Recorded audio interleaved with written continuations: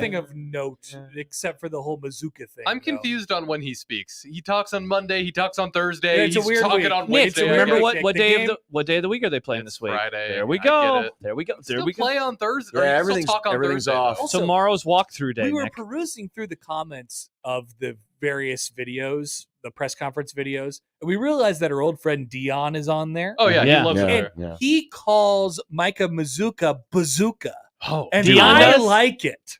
Dion. I'd No. like to start Now, that. did I see a screenshot from somebody this week that he had returned into one of the show chats? Really? I thought it was your show. Oh, I thought Dion was back.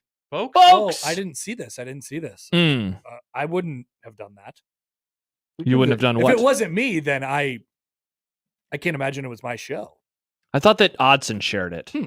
Maybe I'm wrong. Maybe. Maybe I'm wrong. Or maybe it was from a different YouTube. Maybe it was. I thought that Odson shared Oh, this. Odson says it was a screenshot of the Huskers press conference. There you go. Oh, okay. So maybe it was just proving that he's alive. Bazooka. Maybe that it's proving that he was just alive. Well, that's good. I'm happy he's alive. We got Bazooka and we got the Rubber Boy. Nice. The rubber band man. The Rubber Boy. The Rubber Boy. He's made of rubber. Mm. He's made of rubber. Wade says, I've been here since 6 a.m., Josh. He said lies. What did I lie about? No, Odson, because Odson said Odson. first in the chat. Okay. Yeah. Yeah. Well, each show starts their own new chat. It does. Good to see you, Connor Happer. Have you guys seen what the weather looks like post this rain situation on Saturday night or Friday night? Yeah. Hello. Yeah. It's fall. It's fall time. Yeah. You talking about that? Yeah. Talking about how it's going to be fall. See, I'm more focused on Friday because, everyone's in a panic. Everyone is in a panic. What's wrong with you people? That Noah is going to replace Matt Rhule because, he'll be building a First big of all, if it boat. rains, it's 2 by okay. 2 That's and- what Nice. sometimes it happens. Yeah. Well, people were worried about the lightning. It's not the rain. It's fine. the lightning. It's fine. I am going to bring a rain jacket for our walk from the stadium into the North Bottoms. Sure. We Come should prepared. probably in case. have a backup plan just in case. Nick, there is no backup plan. Like, are we going to do Big Red overreaction still, like Saturday? Or are we just going to go back? Are we going to run it back? Are we still going to do it? Go every back? show? Nick, Saturday. What are you What? talking If about? they have to play on Saturday, how is that going to Oh, work no, logistically? there's No. not. That's what I'm trying They're to not figure playing out. on when Saturday. we never used to stop football games for anything. I want those days back. Those I'm days are tired over. of They're this not nonsense. playing on Saturday. Oh my God, it's raining. Nick, we gotta stop. Put the it on the game. list. Nebraska is not playing on Saturday this week. All right, yeah, I would agree. And Yeah, even if they did, Nick, we're not going back. No, we I would am- do the show. I from am here. looking right I now would. John at, would be at home. at the handy dandy National Weather Service. The Happer, what did you say? They're not playing on Saturday? Yeah, they're going to play on Friday, not Saturday.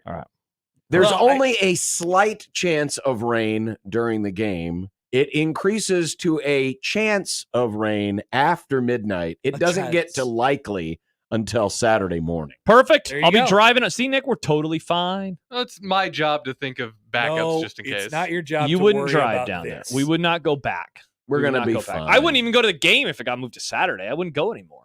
I wouldn't go. It's because you're probably going to be too busy watching Minnesota, your new favorite team. They're playing on Saturday night. Stay tuned for Fired Up for Football for Big that Ten discussion. Saturday night. Yeah. Who do they play this week? Iowa. It's the pig game. Go Hawks. Let's go, Floyd. There we go. I love that game. Yeah, me too. I can't wait to watch it. What's the total? 31? I don't know what it is. What? My guess is it's going to be 41. I'm going to guess 41. I John? would guess probably 36 and a half. Big Ten Saturday night. 40 and a half. Whoa! You got it on the button. Hello! 36 and a half points. Iowa is a 2.5 point fave. If you care about the tight money line splits, Which you should. no, you should bet on the point spread like a real man. Yeah, seriously. Iowa- real man. Iowa's minus 134. I got a real man. Minnesota, the juice is plus 112. So I've seen the Gophers now twice in a row. I have many Yeah. takes on them. Go I Gophers. have many takes on them. Gophers. What, okay, What do go you think ahead. of their coach? Yeah, tell us your takes. Well, he's a goober like always. What do you think of Mr. New Hampshire himself? I don't think that they should be good, but But they somehow I have are. not seen their defense give up a single point the last 2 weeks. Well, they've played nobody. And Are you just punting on the crossover? No, I'm fine. What are you Okay. talking about? I'm He's just out. just Just saying- let He's him out. go. That's fine. Do you Happer and think I I'm- can talk. Do you think I'm distracted by this scintillating Cubs? You have two headphones right now. Well, I He's just doing want to audio. doubly make sure that I can hear you guys. Okay, perfect. That's definitely what's going on. He is Um, slide bit. I don't think their quarterback is that good. They keep all these Mr. announcers that Roseman? I've gotten to work with have talked about how much they like him and how much they think he's good.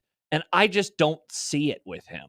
They also rotate. Do you think John would he's- hate their running back rotation. They play like 3 or 4 guys a lot. Okay, that's stupid. Not a fan. Because Darius Taylor is actually good. He had an awesome touchdown run last week. He's good. Lisa Byington gave me a fist bump for helping her out on that call. I was like, you're welcome, Lisa. She didn't know who Darius Taylor was? No, something was going on during the play, Happer. I was just doing my job as You a were just spotter. pointing. Wow. I was pointing. Hey, it's a tough job. I'm pointing here. Hey, I'm pointing here. Not everybody can do it. It's why they asked me. It's why they asked me to do Oh, it. I think a lot of people could do it, Josh. Nope. Then why was I asked and not you, Happer? No, you That's a got good question. connections. I do know somebody. That's pretty nice. So yeah, anyway, I don't think that they're that good. I think that they have played doo-doo competition. But do you think they'll have a chance to beat Nick's Hawks? Go Hawks. The rivalry game is often close. Iowa famously lost the game last year. Very Iowa, hilariously. famously, though, outside of last year, kind of owns them. I am going to go with the Iowa Hawkeyes to win and to cover. I think they could win by double digits. Ooh. I think Minnesota might give the ball away. it's because they throw the ball now. Iowa's Well- scoring points. Are they gonna improperly take away a legitimate punt return for a touchdown? It was a great call. Oh. Great call by the officials. That was not a fair catch. Yeah. He waved. He He did did. not. He was like, He absolutely He waved. did not wave at all. Yeah, he was waving his 100% team away. waved, yeah. No, he was going like He this. didn't break not the like plane. this. He didn't break He the was wave going plane. like this. He waved. He did not break the plane. It was like right here. It was a 3/4 arm slot. Team Happer on Anybody this with one. common sense knew that he was not Are you calling saying we for don't a fair have catch. common sense? Are No, you I'm saying that about us? I'm saying the idiot who threw the flag has no common sense. What about us? We agree with the idiot who threw the flag. Well, you're That's on the because take. you hate. That's because you That- hate Iowa. That's true. I You're do of hate Minnesota. Iowa. I do dislike I do hate Iowa. Iowa, and I very much enjoyed when that penalty was called. Yeah, Nebraska beat Northwestern that day. Congrats. Yeah, that Yeah. was a It's a memorable horrible game. game. Bad game. I don't remember Horrible. anything about it. Horrible football game. What happened in that game?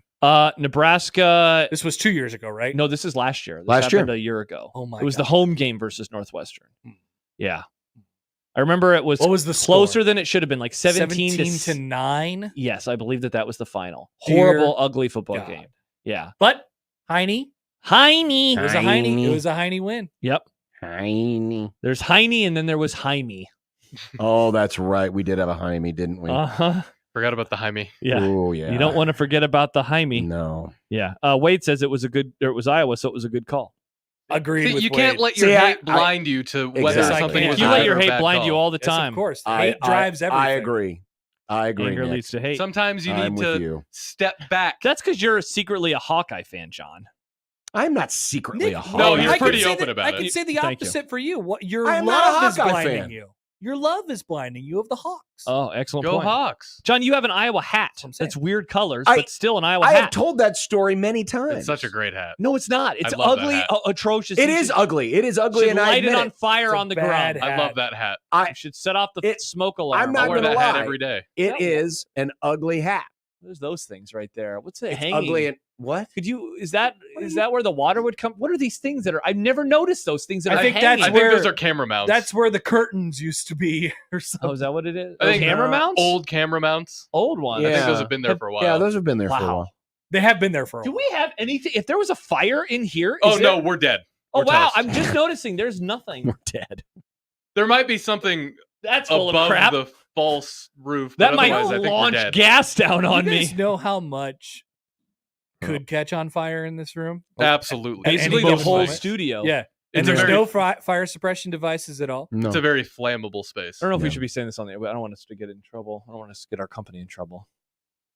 Why would it Or get help into- us, Should we somebody. have a fire extinguisher? Yeah, we Just- should have something. Or maybe it would rightfully put us in a studio that's more conducive for talking Interesting, given That's a that great there's idea. people in here all all time. the time. 6 Yeah. A to 6 P, sometimes longer. Yeah, when the sports Maybe schedule that's our allows, in. it's to 8. Maybe that's our in. Is we need to tell the insurance company, hey, Yeah. this We is need the to be at the occupied studio all the time. If you don't want to deal with it, then we need to be You know in what? the other place. I bet Jimmy Allen could have gotten the television to turn on in the other studios. That's a great I point. bet he could have gotten that. It would have been Nick. hard, though. Thank you It's for your really service. cool when you hit a power button and a TV turns on. Isn't that nuts? It's weird. Who was his crazy. producer on what day was that? That was Saturday. Who Oh, was the Joey man. Oh, Joey. Joey. He is so competent. Well, he's young so though. The competent. TV probably took no, he too is long. competent. No, Joey I is, know. of all the fill-ins over the years, Joey is one of the most competent. Joey's Yes. competent, Oh, but very Joey's confident, yes. very good at taking direction. So So he's not going to figure it out on his own? correct. Nick, Interesting. did you teach him how to turn on the TV? Did I teach him how to hit the button with the power button The on it? question is the question, Nick. No, I didn't. Well, Oh, then there no. you go. Because you know what Joey does that Joey, you're doing a great job. Seriously, we love you. Yeah, But he listens to Nick too much. oh, Because he no. opens 12 audio Oh, files good Lord. every time that he's done producing the morning show. And he says, here you go, Josh. I got this done for you, when he's actually not doing anything. He opens 12 audio tabs for Odson? Yes. Joey, you don't have to do that for other people. You don't have to do it, period. You don't have to You do don't it, have to do it period. at all. It's very You don't have to do strange. it at all. Yeah, I would. Well, Joey, do whatever is good for you. I Thank do you, 12 Nick. audio files because it's good for me. Nick, it you feels need to tell him this. it feels quick, so that's why I do it. Giving him your It feels efficient and quick. That's why I do it. It does. By the way, Nick, speaking of audio, audio. the audio that you should have, you now should have. Oh, cool. Thank you. John, it's good to talk to you again. It is nice to welcome John back to the show. Sorry, I was missing the last 5 minutes. It's always interesting to watch. People love hearing behind the scenes stories, right, of the zone. So here we go. There was a producer who used to work here, and she would save her clips in a very specific manner that I didn't really understand what she was doing. It was like highlighting things, right-clicking things, bouncing them to new files. And so she would finish the show, and there would be all these unsaved files just sitting there. And I said, can I close this? And she said, yeah, I already saved it all. But I'm like, but it has a little star next to it, which signifies It's not safe. it is not It's not saved. saved. But she would bounce and save, and I'm just like, why don't you just do Control S? It's so much easier. Control S, File save Control as. S. How It do all you works. save? Do you bounce and you bouncing? And I don't He bounce. might bounce. I don't control S. What do you do? You Save fi- selection as. See, but why? I don't know. It was You can how just it was save how the I whole was file? taught, and it's just fast. Did she teach you? Did this person teach you? No, Mr. Grossmask taught me. Oh, is that Mr. how he taught it? Grossmask. Mr. Gross Mask. And it's just one of those things where That was that's an how Ozzy Osbourne song. Mr. Gross. Mr. Grossman. There's just some things where it was I just can't do an Ozzy how you were Osbourne. first taught, and then you just get so fast at doing that thing you were first taught to do. I can Interesting. save things real quick. Interesting. Yeah, it's easy. Wow. What a guy. He was a character. He sure was. I believe in that. I believe in like Thing called love. the fundamentals of learning how to, rather than what Joey is doing is he's learning football in a scheme, right? He's Yeah. running like the spread offense. He's Texas Tech like quarterback Caleb in the Williams. Mike Leach Yeah, era. yeah, but right. if you want to go into the NFL, you're not going to be very good because Exactly. you learn from Mike Leach. Dylan Raiola is learning how to play quarterback. Nice. Not learning a scheme. Mhm. What a comparison. Mm. So is Nick a So you scheme said I'm a producer? bad teacher. I think you're a scheme producer. I think you're like well, I mean, Mike Leach is really good. And But his guys weren't good in the pros. His quarterbacks that's weren't. true. Yeah. Yeah. So All of this maybe feels vaguely insulting. you're like, no, it's not. Well, I guess I prefer it the other way, but you are like the Mike Leach of teaching people how to do stuff, teaching other producers how to do stuff. Mike Leach, Hall of Fame coach. They look up to you so much that they just copy everything you do. They think this is the This way. is a compliment to you, honestly. Yeah. To which then I would just tell them, like, you can figure it out on your own. But you you're know? not teaching them football. You're just teaching them how to do football. You're teaching them. Wow. Mm. What a comparison. Is that I right? think that you're onto something. Okay. Definitely. Because there have been producers over the years who it's like, oh, you just do exactly what the other person said, not your own thing. Hmm. Wow. So Nick, have you changed too much we from need a old, culture of fundamentals. Gross Mask? You changed much from him? Or Oh, you... I've changed a lot Okay, from him. good. So Nick Well, is not a He's evolved- system he's producer. evolved. Well, Good. my producing style, because I was trained by a lot of because we used to have a lot of part timers here who would train other part timers. I It's a learned from different era. I learned from 5 or 6 different people, so I just took all of those things. Took That's the a good best thing. parts. That's a good thing. Yeah. Yeah. But some of these other part timers who have come up recently have only had a few people to learn They've from. only learned from Nick They've only learned from Nick. And Dan. And And Dan. And and Dan. And there it is. I wonder why. And there it is. Hmm. Learned a lot. People always ask, why are your other producers so weird? And Well- you said, have you seen the master? They are but his apprentice. The puppet master Dan. Oh, yeah. Oh, yeah. And Yeah. meanwhile, Joey's ripping off ref tweets. Can you imagine if the Star Wars universe? John's back. You won't get this. No, I won't. I've been here. Oh. If all the Jedi had been taught by Jar Jar instead of Yoda. Is that what you're saying? Yeah. That's pretty good. I That's kind pretty of good. get that. I Yeah. kind of get that. Uh-huh. That's funny.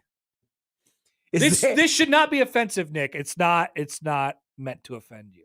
No, I'm not offended. I'm not sure how to take it. That's all. Oh, I'm we're ju- just I'm just making a not sure how comp to to take football. this. Drake DeGrassi tweets in and says, I'm mesmerized that Josh knows CTRL-S to say, but didn't know that all yellow snow is pea snow. I'm a radio guy. Wait, I'm what's not a this? scientist. It's Oh, you missed this Boy, yesterday. We have a story for you. Pea snow. Josh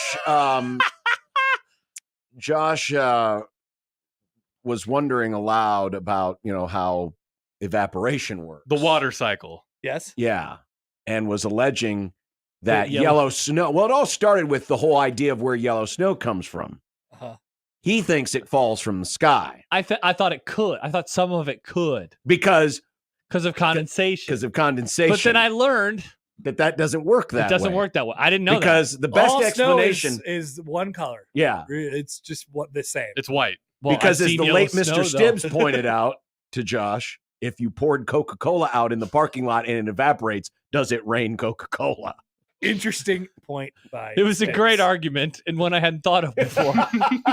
Is that the argument you were trying to make with pea Yes. snow? How did this come up? He said Well, that if pee went into the water cycle, Comes it back would down. People pee into come the back air. down as pea snow. People pee into they just pee. The snow would just Yeah. come down yellow. I like thought, If you live in a high pee location, sure, I it might thought snow pee. Pee. there I was wonder a what the highest pee location in the country is. what a Yeah. question. There There was was the a most pee Right per now, capita. right now, it's that town in Ohio. But wow. Oof.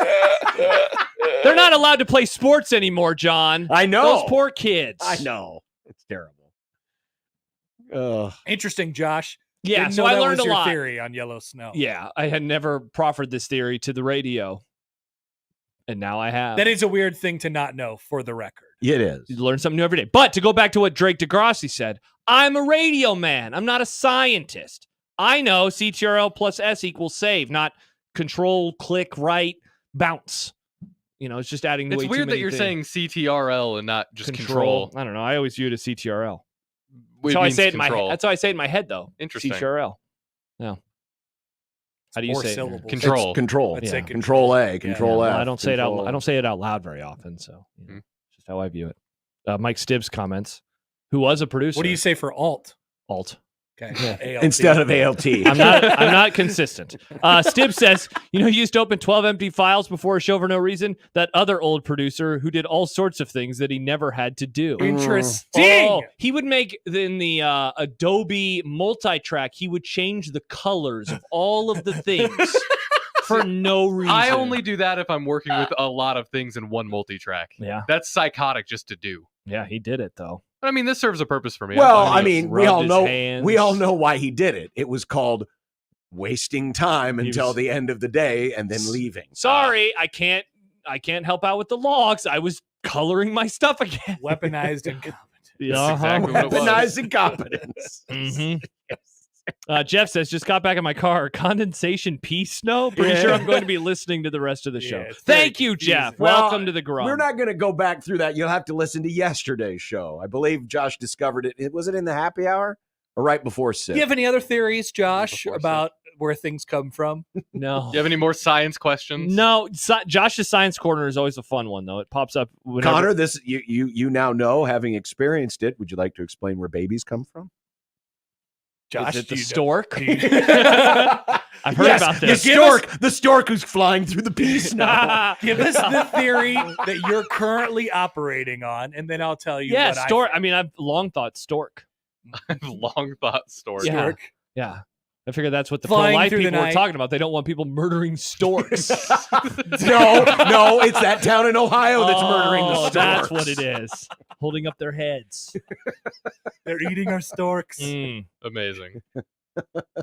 Look at what they're doing to our storks. By the way, Aaron and Papillion says Happy New Year just because of this. Too funny. It's been a good one. Behind the scenes with Nick, storks, Yeah. and pea snow. That's all you need. It's a hell of By a the way, did title. you get that audio?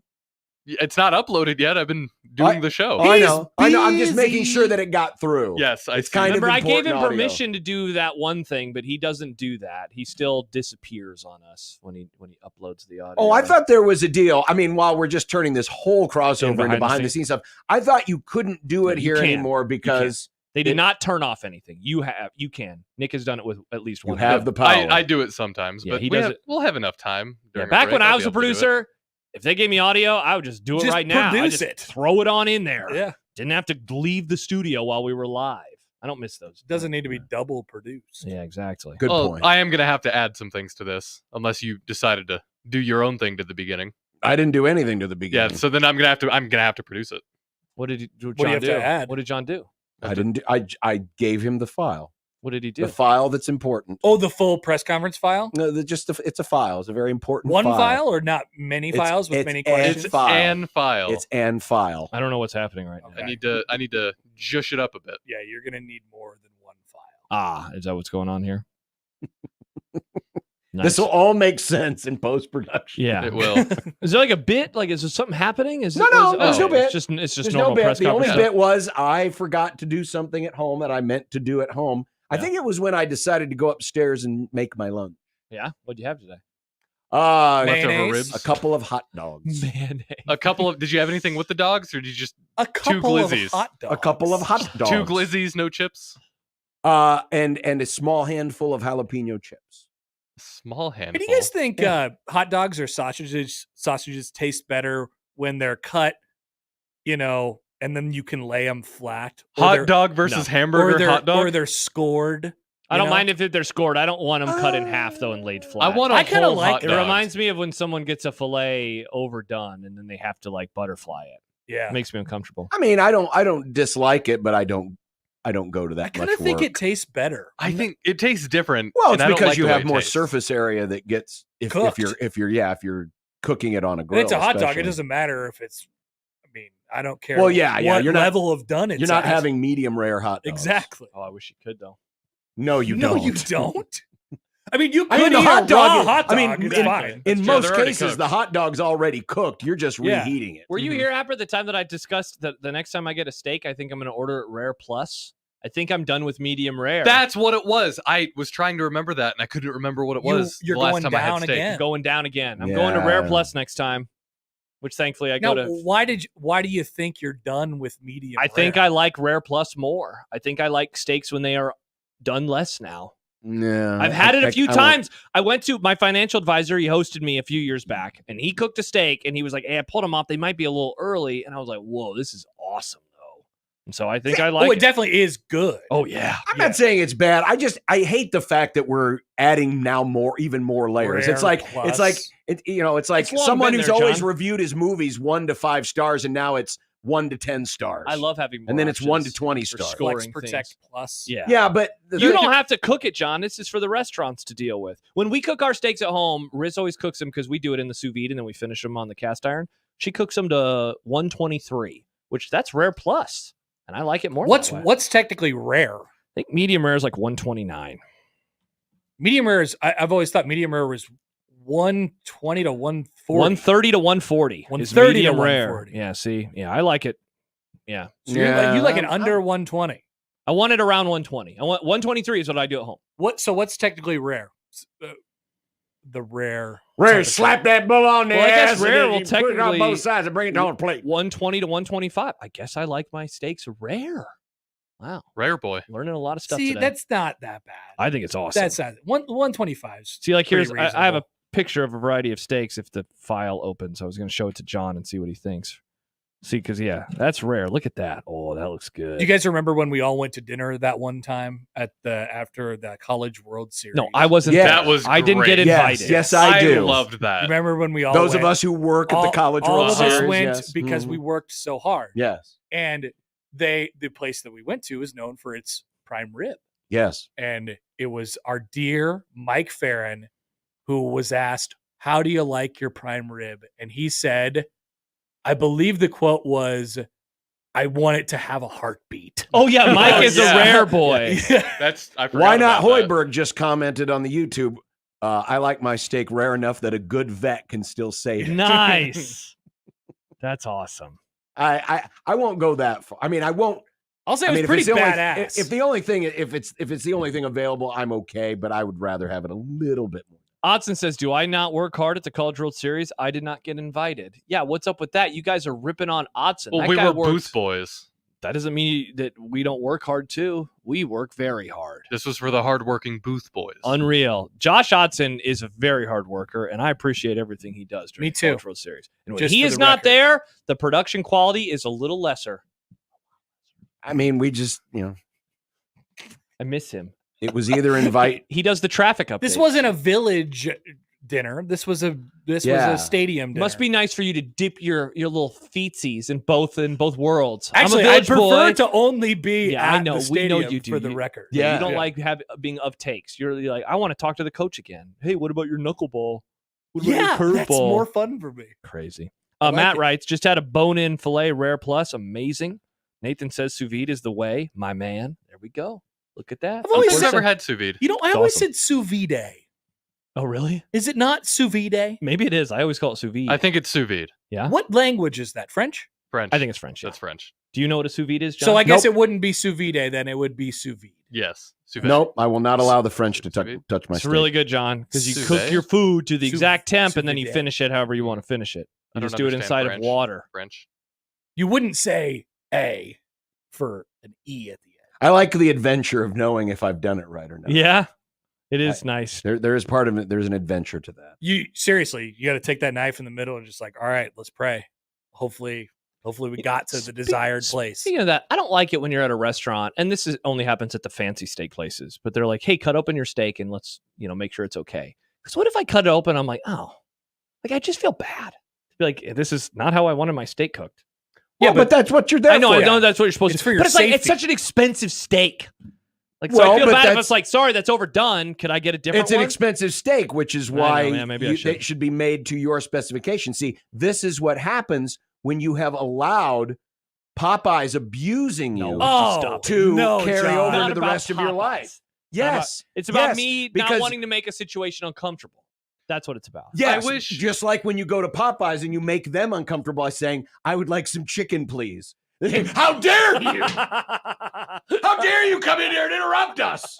We were having this very important conversation about absolutely nothing at all. That's funny. You've so rudely interrupted us. That's funny. Well Something played. that happens in the fast food world that I wish happened in the fancy restaurant world. If they screw up your order, I wish they would let you keep it Oh. and then give you Yeah. the right one. Actually, yeah, I'll keep this steak. Good I'll take. take it home. Yeah, and I'll because do I'll something get else more. with it. I'll eat a bad leftover if it's not what I ordered. Seriously, it's like, 'cause oh, this is that's what I fine. ordered. Okay, well, you keep that. We'll get you another thing. Badass. Thanks for the That'd be extra awesome. food. Well, we had a situation happen recently. It has nothing to do with food, but we ordered something. It was like a do-it-yourself kit for a project we were going to do. Subway? In the kitchen. Oh. It has nothing to do with food. Oh, okay. And we decided, yeah, we're not going to do this. So, and we hadn't opened it up yet. So the wife, I was going to be like, well, can you send it back? And so she got in hold of the people and they just refunded the money and said, Oh. nope, keep it. Huh. I was like, That happened with me. file that away. I don't remember what it Yeah. was recently, but Good I got the knowledge. same situation. It's like, you can just keep it. We'll give you your money Send back. you a new one. Awesome. Thank you. This is like the best of both How worlds. about that? Yeah. Now I don't have to go to the store to drop it off anywhere. It's great. Hurt Husker fan says you're handcuffed in that situation, Josh. Have you ever seen the movie Waiting? At that point, you have to say it's perfect. We all know what happens if you send it back. So- I have seen that movie. I was They rub their what's it called when it's all crusty on top of your head? Scalp. They rub the scalp and it gets all the stuff in it. The Yeah. Is dandruff. that the Dandruff, reason that's the word. why steakhouses are dark? So you can't tell how Whoa. done your steak is? What a theory. It's a good theory. It's actually not a terrible theory. Why are steakhouses dark? Poll question. I think it's a similar thing to a casino where the nice restaurants are darker because they don't want you to realize how long you're spending in there, so you spend more money. Like, yeah, I'll have another expensive drink. There's probably some Dim good lighting science can in there. draw attention to the beautifully presented dishes on the table, says El Momento Steakhouse. That's why they're so dark. That can't be the real reason, though, because they're telling us, you know? Exactly. Like, they're not going to... So, if anything, that's not the reason. If anything, that's not the reason. I like that they're dark. I think that's fun. Yeah. It's a good vibe. Yeah. I like the mood lighting. It can be. I'm happy that it doesn't look like a McDonald's inside. What if you went to a steakhouse and it just looked like incredibly McDonald's? bright. Yeah, uncomfortable seating, but you had like the best meal every time. There's a Like, there's, what? There's a play place with a ball pit off to Yeah, the side. like what's going on here? It's like, yeah, Ooh, but that this is a great idea. ribeye is You awesome. know, Lincoln is famously void of good steak places. Yeah, People do not forget. It is Wasn't there- shockingly they bad. didn't have. I how- thought Lincoln had that Brazilian steak place. Well, that doesn't. Well, yeah, but that. So what John is saying, they don't have. There's like no local joints that are just. There's like, basically Misty's, There's and Misty's. that's it. people don't like Misty's very much anymore, right? Isn't that what's going on? People say that Misty's is overrated. People. But now it's like the only thing I've left. always liked Misty's. I have too. It's been like 12 years. The since one in I've the been. half block. But that's Yes, the idea. yes. We should open a steak place in Lincoln, and it'll be the anti-steak place. The food will still be good, right? We'll still, have really good It's steaks. bright. There's windows. It's bright. There's windows. There's a ball pit for the kids. But the ribeye is The tremendous. salad bar doesn't have a spit guard. I mean, everything. But it's seriously like the best steak. Actually, instead of a salad bar, it looks like the topping bar at a yogurt, do-it-yourself froyo place. Amazing. And if your steak is Where there's overcooked, like gummy bears and get crushed Oreos. to keep it. Yes. You Yes. get to keep it. I'll Why bring don't we you another open one. a restaurant? 1620 the Steakhouse. Stibbs 1620 the Stibbs light writes, I never steakhouse. got to eat steak with Farron. Kugler got me a six-pack once. That's it. What the hell? Eating steak with Farron was awesome. Everybody should do it. Wow. This is unreal. This is unreal. Had a nice plate of fried mushrooms. That was good. I got an Yeah. old fashioned. That was good. I love old fashions. Husker Cav says the new steakhouse in Ashland is really, really good. What's that? So you're not talking. So he's not talking about Round the Bend. not That's talking a- about around the bend. That's an old, no, not old, but older steakhouse. Yeah. I didn't know there was a new steakhouse. Josh, in you ever Ashland. had The testicles? the testicles? Yeah, at I the did it. Testicle Festival. One time, 5 years ago, maybe? They're Good old fine. They're Rocky fine. Mountain oysters. They were fine. It was in the the fact that they're balls didn't like scare me off. It just Good. was like, they're fine. The first That's time very I had adult them, of I you. was lied to about what they were, so that's why I didn't like them. Exactly. Because I was ditto. told it was a pork tenderloin, and then I bit into it, and it was not. No, I was told it was, hey, it's like chicken nuggets, except it's made out of beef. Mm. And then Dad had a hearty laugh on the way home. Said, ha, guess what you ate? I was like, thanks a lot. As I'm trying to look up Child Protective Services in the Yellow Pages. Nice. The place is always jam packed, though. There's Child always a Protective million people. Services? Yes. No, round the bend. Ah. Yes. You're right. The last time we tried to go there, I thought it was solid food. Loaded. it's good. I've never It's been. good. The food's good. Yep. Go but there with your little girly friend, Nick. now that steakhouse is not bright or not dark. No, it is That's not. true. Is it hella bright? and It's there's more spotlights like everywhere? a family restaurant where Yes. it's lit Oh, up. interesting. I don't know if I like that. Oh, it's good. The food's good. That's good. That's exactly how to describe it. Where your Food's voice good. gets a little high and you're like, it's good. It's good. It's good. I'd Yeah, eat it's it pretty again, but I wouldn't go out of my way good. to have it. We played golf in that neck of the woods, and then we had it. You played at Woodland Hills. I think that's probably where we played. No, No, Woodland you played Hills at, is you played Eagle. at Corey Oaks. no, it was Iron Horse. I think is Iron Horse allowed? Iron Horse is right over there too. Yeah, Yeah. I think we played at Iron Horse. That allows normal people, Corey right? Oaks has Yeah. been closed for a year. I've never played at Corey Oaks. It's good. It's a nice place. Yeah. Oh, are they redoing it? Well, now it's gonna be like private or semi-private or something like that. Huh. And it was closed this whole year for Wow. improvements. Moose out front should have told you. Moose. The steakhouse, by the way, is called Rhuleman's. Ruhlman's. Ruhlmans. Okay. Hello. That's worth knowing. Yeah. Rollman. And this Remember is when in- we did Maybe Taste that's Test Wednesday? Maybe They should that's give a us stop steak. on the way back from a Steak game. Test Oh! Wednesday. Josh, Nice, Nick. if you Let's go. really want the full Connor Happer experience, just come with me. We'll stop by. Where? Wait, what? Highway 6 at Ruhlman's. I give myself so much time. I get to these sporting events so early. But I have to do a radio show on Friday. I'll go early. Yeah, earlier before the show, I was like, hey, what did you do in terms of picking up your media pass? And he was like, oh, yeah, just do it at this time. And it's like, I'll be on the air at that time, Happer. Mhm. I can't just ditch John like he ditched the crossover earlier with his Or other headphones. how you ditched I was us still last here. time we were down there at That's Lure. a better point, Nick. Yes. You guys said it was okay. And We you had a great time. See, We had you a great time. Yeah, exactly. All right. Okay. Well, Nick's got to work with the audio that I sent him. Good Nick, luck. you're going to do a great job. He is. I He's gonna know I do a will. fine Thank you. job. And Open up We mini have two files. computers in here, Nick. Just do it on one of the computers. Eh.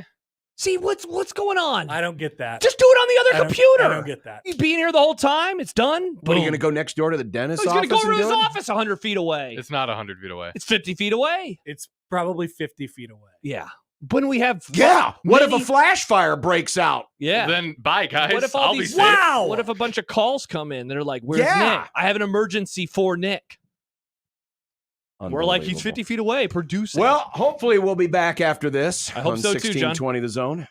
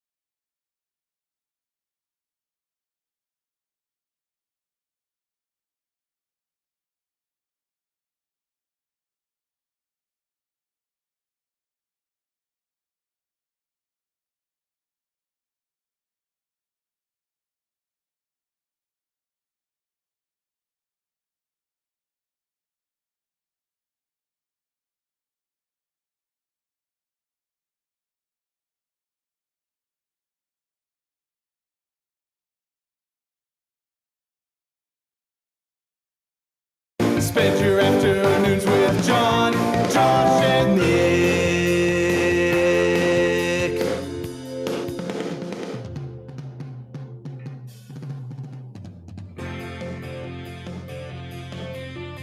John, Josh, and Nick. They'll show you what sports talk really is. Do you notice that Nick is now of black outlines on everything? Yeah, it's great. Yeah, I have learned how to noticed do it. that. I like I it. mean, it's all, the real Dylan Raiola does not walk around with Like a black cartoon outline. character? Yeah, like with a What? black outline around him. Oh no. Learn something new every day. Sportsmanlike conduct on 1620 The Zone. Husker athletics, Creighton, and yes, UNO. Sometimes I'll do red outline. Sometimes I'll do Have you white ever outlines. considered just not using an outline just to see how it looks? I do know how it looks. I know how it looks before I put the outline on. That's Well, why I I put the know, outline on because I but- like how it looks better with the outline. Well, no, it looks more like he's a cartoon character. But it pops. It pops. That's why I do it. What, you're saying Dylan without an outline doesn't pop? I'm saying Have it you seen Oh, that's blends. news for Illinois. I'm saying it blends into Hey! the background. Hey, guys, don't worry about him. He's not outlined. He's not going to pop here. I say I want your eyes to focus on Dylan Raiola. It's right. He's right there. It pops. Look at the graphic designers of the Grum battling it out right Oh, I'm not now. battling it out. I'm just John curious. says do this. Nick says you do this. And here we go. Well, you will find out later in the Grum about my superior graphics when we get fired up for football today. oh, Because well, those are mine. one of us Oh, mine. gets fired up for football, and the other says, "Oh, I can't wait for college basketball season." Yep. I can't wait for college baseball. That's pretty much what it's going to be I am like. surrounded by gross, disgusting people. Gross, disgusting people. You're excited for college hoops. Nick's excited for college baseball. Yeah. They canceled the game this weekend. Did you see this? Did you hear about this? It was a scrimmage. They canceled the scrimmage this weekend. It's just a scrimmage. Wow, just a scrimmage. And they didn't explain the real reason why they canceled the scrimmage. They canceled the They- scrimmage because, They and we're want- talking about Nebraska baseball, was supposed to do a fall scrimmage against Wichita State. The reason why they canceled it is because they're all going over as a big, large group to Memorial Stadium to watch the FNC Cup. The game of the week. Every time I hear FNC Cup, I just keep thinking he's saying the FNC Cup.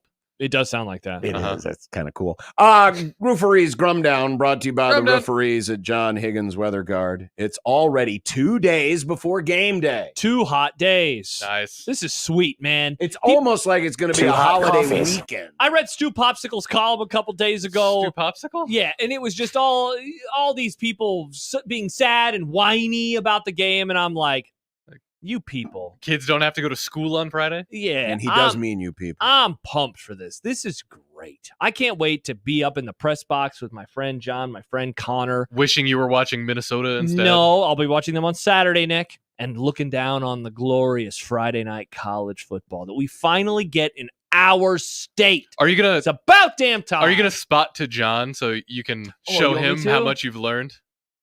You want me to, John? I'm going to say, no, you idiot. That's not Tommy Frazier. Oh, oops. I have the 1995 roster for some I have the reason. 1995 binoculars. My bad. Mike Schaefer will be along very soon. In fact, he tells us he's going to be waiting in the green room here very shortly. Well, we should probably go to break then right now. For Or just leave him sitting there for 10 minutes. I think we'll leave him sitting. Perfect. Crying Big Ten tears. Oh, I get it. But I don't know what this is about. Well, Joel Klatt, the voice of college What did he football have to on- say this time? Well, he's ranking Big Ten tiers. okay. Didn't he pick Colorado to beat Nebraska? Tough look. He did. They were down 28-0 in the first half. Yes, they were. Mm-hmm. Colorado fans don't show up in the chat anymore. Wonder what happened to them. Well, Where'd they go? John, where'd they go? They're Where'd they go? They're on to being Broncos fan. Actually, they're now on to looking forward to the Nuggets season. Yes, it's NBA season around there. That's true. Brian Barnhart, the voice of the Illini, will join us. Oh, nice get, Nick. And Mitch Thank Holthus, the voice of the Chiefs. Oh, nice get, Nick. Illini and Chiefs, huh? Interesting. NFL, that stands for No Fling League. Fling is in Flinging the ball. They're running these days. Have you seen this? Have you heard about this? Yeah. Old heads got to be loving the modern NFL. They run again. We'll be fired up for Josh grading on a curve. No, just fired up for football, John. It's called Fired Up for Football. It has a sponsor now. Hashtag dumb debates. It is a Wednesday. It is a Wednesday, even though we're 2 days away from a football game. It's still a Wednesday. It's almost like dumb debates move back to Thursday. Wow, it really is. Really is. But it's still Wednesday. And we're still doing our Friday stuff. And you on can Friday. still send us your dumb debates into the JTech Construction Zone Twitter feed at Yes. USC 1620 Please do. and use the hashtag dumb debates. Please do. Or email the Grum, John at 1620thezone.com or Josh at 1620thezone.com. Yes. Maybe Nick at 1620thezone.com. No, it's if just you want. Nick at 1620thezone.com. There's no maybe there. But one thing is certain, and that's at Equitable Bank. They take banking personally and answer the phone on the first ring. You like that noise, Doug? There you go. Yeah. Doug a few weeks ago was like, why don't I have a sounder for my emails? But you do, Doug. It's the mummy. You've had it the whole Listen time. to the mummy speak. And Woj drops a bomb on himself. Oh, it's like that song. You dropped a bomb on me, da-na-na, baby. You know that song? Sounds familiar. You're of music. Yeah. You know that song. Of course. You dropped a bomb. Oh, you're of on sports. me, Name da-da-da. every player. All right. Tom Brady, Aaron Rodgers, Troy Aikman, Joe Namath. Why of all the people you named Troy Aikman, Ryan the Tannehill. worst quarterback to win 3 Super Peyton Bowls? Manning, Eli Manning, Third. Michael Vick, Jeff George, I wonder how many Oh, football- Jeff George and Michael Vick get on there, but no Matt Stafford. You scum. Kurt Dukes, Oh, this could Tony be- Banks, Kurt Warner, Tony Mark Bolger. Banks. Tony Banks, he's a Oh, quarterback. now we're just drifting down Hey, I'm Ram just- quarterback wherever my lane. brain takes me. Steve McNair. It's a lot of quarterbacks. Some comments coming in. Aaron writes, better contrast, team outline. Chris says it looks like someone did that in MS Paint. It does not. I I don't don't know done if he- things in MS Paint. Yeah, I don't know if he meant Nick's or John's thing. Chris says, No, we haven't seen any of my things. Chris yet. writes, Connor Happer needs a new logo. That is pitiful. Which logo are we talking about here? I'm going to tweet this You at know what? Watson and Happer, though. Send the Connor Happer Show logo to Nick. He'll put it in a black outline. That's See a if great that- can do idea. that. Yeah. That's a great He can- idea. He That'll be can do better. that. I'll let Happer can and do that. Watson know, though, just so they make sure they see it. John, we need to get you does- into Canva. He does look an awful lot like Patrick Mahomes. Dude, he does. It's just He like- does. That picture is from Saturday. You know by what's the going to way. happen, and I've already noticed it to a degree. The naysayers, because remember, kids, Let a naysayer know. remember, Oh. kids, when a program starts getting good or a team starts getting good, Yeah. pretty soon people get tired of them being good and start to hate on them. That used to happen all the time around these parts. Oh, yeah. So Also, the violent acts against women, that didn't do Nebraska any favors either. So the be prepared for the bitterness towards there's that Mahomes cosplayer again. Mm-hmm. Yeah, especially if That's Iowa going to has be a his good game. reputation. People are going to start to hate on Dylan and call him the Mahomes cosplayer. That said, if he has like a 300-yard, 3-touchdown game on a Friday night, like he'll gain more fans before he gains the backlash. The backlash will definitely arrive. Nebraska, I don't think they're good enough yet for I'm the not saying the backlash. backlash is going to happen like overnight, but Yeah. it will happen. Yeah. It will eventually happen. And by It the might way, already have happened in Husker some fan, corners. you want it to happen. Embrace it. 'Cause Yeah, that don't means be you're like good. Chiefs fans. Why do you dislike us? Yeah. Because you win all the time. I- Deal with it. I did come up with a worst possible case scenario, though. What's that? When Riola goes into the NFL, say Mahomes has dropped off by then, Yeah. Chiefs draft Dylan Riola. Okay, that sounds terrible for some of us. Yeah, why can't he go to the Cowboys? Sounds like a nightmare Deliver a scenario. Super Why would you Bowl. want to send him to a place like Dallas? Maybe he could win a Super Bowl. You want him to get worse? Maybe he'll win a Super You Bowl want him to regress? for the Cowboys. As long as I can dream. As long Can as I dream? Jarrah is drawing a breath, it's I'm not gonna going to hug my dad and say, "We did it, Dad." That's what I want to do. Just wanna hug my dad. We did it. Yeah, I say we about the Cowboys. Deal with it, John. We I did it. just want to say, yeah, and he did it too, in more ways than one. You know who else hugged their loved one at one point after something and said, "We did it"? Oh no! Her name was Ava. Wow, Designated Hitler. the under slightly hits. It's been a while since we've even hit it. Wow, honestly. look at that. We're getting better. We're more It's been mature. days. We are more mature. Mhm. Not. Steve says, "I'm sure Stibbs probably hates Nebraska now." Stibbs, is that true? Stibbs? Yeah, I don't know Where what- does that come from? I don't know. But that's what Steve said. I met Steve. Oh, I get it because their quarterback is now a Mahomes cosplayer. Oh. Mahomes light. You know what I look forward to when Thomas Fidone turns into a Travis Kelce cosplayer? I'm not going to say anything. Just going to sit here. I was looking at his box score the other day for the 2024 season. Have you checked that out? Who's box score? Fidoni's. No, I haven't. You should just go look at it. See the number of catches, the number of yards. Oh, is he Travis It's Kelce? because they're spreading the wealth out to everybody. Sure. They are. They're sharing the love. They're spreading the love. Yeah. Right now. They're just all over the place. All right, cool. Also, it's hard to get the ball when a team like you and I has the ball forever. Yeah, what about They the other- refuse to give you the ball. There were 2 other games. No. There were not 2 other games. They're wasting all these touches on that fast kid from Miami. That guy's so fast, though. You know who likes that fast kid? Our next guest. That guy loves that fast kid. He's been talking him up for years. Get in line. There's a lot of people that like that fast kid from Miami. Mm-hmm. Oh, wow. Connor Happer has responded to the criticism about his logo. He says facts. Oh. Happer out on his own logo. It is very Listen, plain. we'll put it in Nick's very capable hands, and it'll have a very cool looking outline. Nick, this is a good idea. And then pretty soon it's gonna be like the new Coke logo. Everyone is just like, that's the Connor Happer logo. You know you like the Sickos Committee on Twitter. Uh-huh. So one of their bits is that they bevel everything. They bevel everything. Your bit could be you put outlines on everything. Make it super thick. Yes, exactly. That could be your bit. We have all those new photos of us that are somewhere in the ether. You could take them and make massive outlines on them. When are those going to show up online? That's a great question. I have all these photos, and the one that they keep using of me on Bigger No Reaction is from like 5 years ago. This one. Yeah, Look at that. It's so long ago. Yeah, I hate my photo. Yeah, exactly. It's terrible. Yeah, exactly. Get that crap out of here. Mm-hmm. You know? We use the good photos, like when Josh was on that one vacation where he never visited anything. And then great time. Had that dorky drunk look Man, on his I was face. buzzed. Did you ever think sun about up to sundown? Do you ever think about that if you would have gone to see the pyramids, then that picture never would have been taken and John never could have held that against No, him? that was like day one, Nick. That was day one of vacation. We were off to a rip-roaring start there in Mexico. Do you boys like Mexico? I think we might have made that joke Nice. while we were in Mexico, to which John and Michael said, this movie's not funny. It wasn't. I'm sorry. Still stunned by this. I'm not. What a stunning I'm not revelation. saying this in an antagonistic No, I know you're way. not. It's just I was surprised too. Yeah, But you're it just just saying it wasn't in funny. I don't have a sense of humor way. I got a sense of humor. I've heard your jokes. I've heard your jokes. I have too. By the way, speaking of movies, Movie Club this week is available on Amazon. I've watched it, Platoon. I have a take about Vietnam War movies. the movies, not the war. I mean, I can give you a take on the Vietnam War. You know what? We should have stayed there longer. Yeah, why weren't we? We might have finished the job. Why aren't we still in Vietnam? LBJ Josh. No. That's what the J stands I'm. for. LB Josh. I will drop this take on Friday, though. I'm excited to talk about this here movie. It's an interesting movie. It's a very good movie. Charlie Sheen, man, that guy. It's too bad he went crazy because he is a good actor. Also, this movie's loaded with actors. Yes, it is. Paul Berenger. He was in Major Paul League. Berenger. Brian Berenger. Tom Berenger. Tom Berenger. I got Paul there.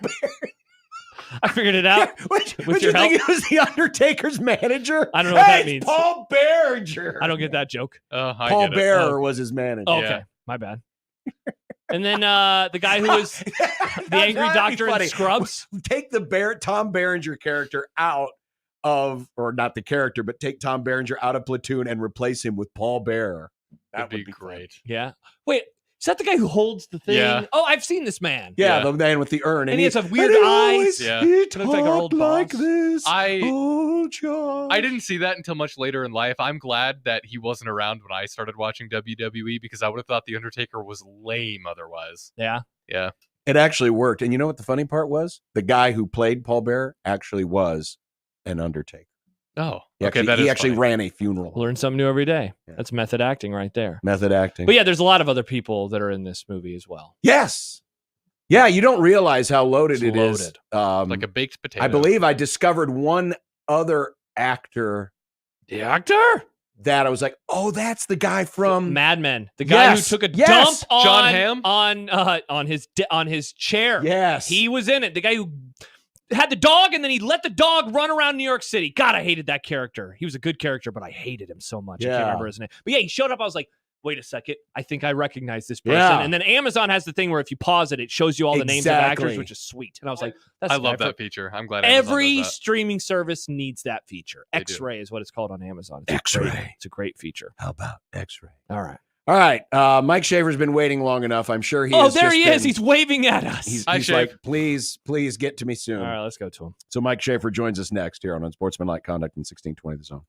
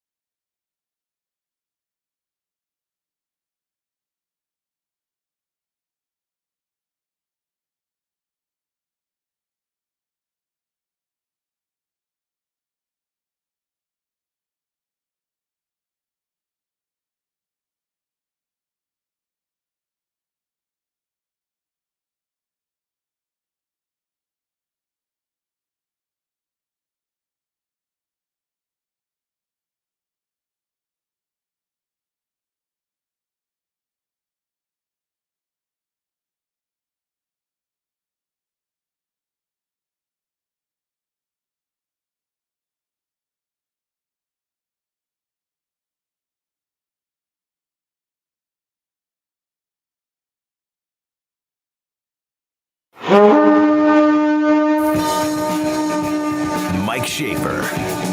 There's a part of me that really thinks that there's a Sasquatch. Mike Schaefer. I think the issues here are largely football related. Mike Schaefer.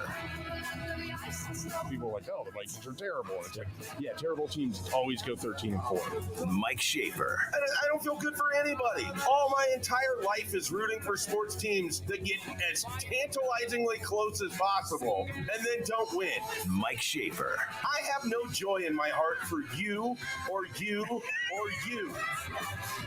Mike Schaefer.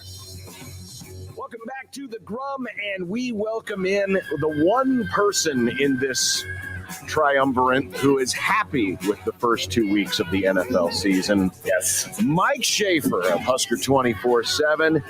Schaefer, it looks like I'm back to having to adopt another team like I used to back in the day when the Rams were not good. So I hope there's some room on the Skol bandwagon. There's plenty of room. There's always room on that bandwagon. It's not like a particularly trendy. People want to root for it even when they do well. Other than like 1998, when Randy Moss kind of took the league by storm. Otherwise, when the Vikings are good, it's not like I've got a bunch of friends that are like, "Hey, man, yeah, they're like a fun team to watch. I'm in on the Vikings every week." No, that does not happen. So you're welcome to join. You're welcome to join the bandwagon. I want to say I believed in the Rams, and I should not have. Apparently, they have no one healthy. Like they have no one other than Williams at running back. That is because Stafford still has a broken back. I'm pretty sure. Yeah, yeah. So, and if he doesn't, he will soon. Yeah. Hey, the 09 Vikings shape, they were fun to watch. People liked rooting for that team. I don't know if they did. People loved Brett Favre, though. Yeah. It was before he was robbing Mississippi. Well, yeah. I mean, we know we know Jen Sturger didn't love Brett Favre. And that was certainly before he was even with the Minnesota Vikings. So there wasn't everyone that loved Brett Favre. I didn't love Brett Favre. I came to support him when the Vikings beat the 49ers in Minneapolis again in 2009 on that incredible pass to Greg Lewis. But yeah, I don't recall that being like a popular Vikings team either. Partly because their head coach Brad Childress looked like a rat with a headset. So that's it'd be like if the Teenage Mutant Ninja Turtles. That's I can't think of it. Splinter. If Splinter was a head coach, that's what he would have looked like. We'll get Nick to make a graphic for next week. This is a great idea. Yeah, it's funny because the Vikings, if you think back through their history, they've had some very unique-looking coaches. I mean, Bud Grant, Jerry Burns, you mentioned Childress. Mike Zimmer on the sidelines with an eye patch. Zimmer with the eye patch, and when he didn't have the eye patch, it was the shop goggles. Mike Tice, Denny Green. The pencil behind his ear, yeah. Denny Green was probably the most aesthetically pleasing head coach they've had. Now they have Kevin O'Connell, who looks Kevin O'Connell seems like a very normal looking guy. Yeah, he is like the most normal of all the Viking coaches that I can remember in history, in terms of, just having that, he could be walking down the street and it's like, there's another guy, but all the other Viking coaches, he's like, yeah, that's the coach of the Vikings. It just kind of fits, It's an organization where their mascot is a guy who looked like he last took a shower 37 years ago. Before we were born. And then decided, hey, I'm going to sue because, I'm not getting enough money for my motorcycle. I forgot about that. That was... because he rode a motorcycle. Yeah. What an organization. As you can tell, Nebraska's ranked. They're 3-0. There's a big game this weekend, and we're just skipping right past it here on this schedule. I'm curious, Shay, because I've asked just about everybody else we've had on so far this week, where do you think Illinois tests this team in ways they haven't been tested before? Yeah, I think some of it is Illinois. I think the best version of the Nebraska 2024 team looks a lot like Illinois 2022. You don't necessarily have Chase Brown, but you have an offense that doesn't ever really hurt you. You play through a defense that just wants to kick everybody's ass. And So part of it is you're going to face kind of a mirror image self. How does Nebraska handle another team that wants to play bully football? Like their defense wants to take the ball away from you. Their secondary wants to blow you up. I'm always amazed, and it started with Lovie Smith, and it's carried over with Brett Bielema. Illinois, like every time Nebraska plays Illinois, there's like 5 hits, or I'm like, damn. Like, they play hard, and they play really hard in that defensive back end, and that's carried over. So I want to see if Nebraska's tough. Like, I think Illinois is going to try to prove that they can out-tough Nebraska in Memorial Stadium. So let's see if Nebraska can do it. They've proven to be a lot tougher than Colorado, which I don't think is a big shock. They've proven to be a lot tougher than UTEP and Northern Iowa, which they should be even when they're finesse teams. But now you've got another team who isn't just going to, like, kowtow because you want to play bully ball. I want to see if Nebraska can stand up to Illinois, getting physical with them. Can their wide receivers handle an Illinois secondary that's going to be physical? Can Dylan Raiola handle an Illinois team that wants to be physical?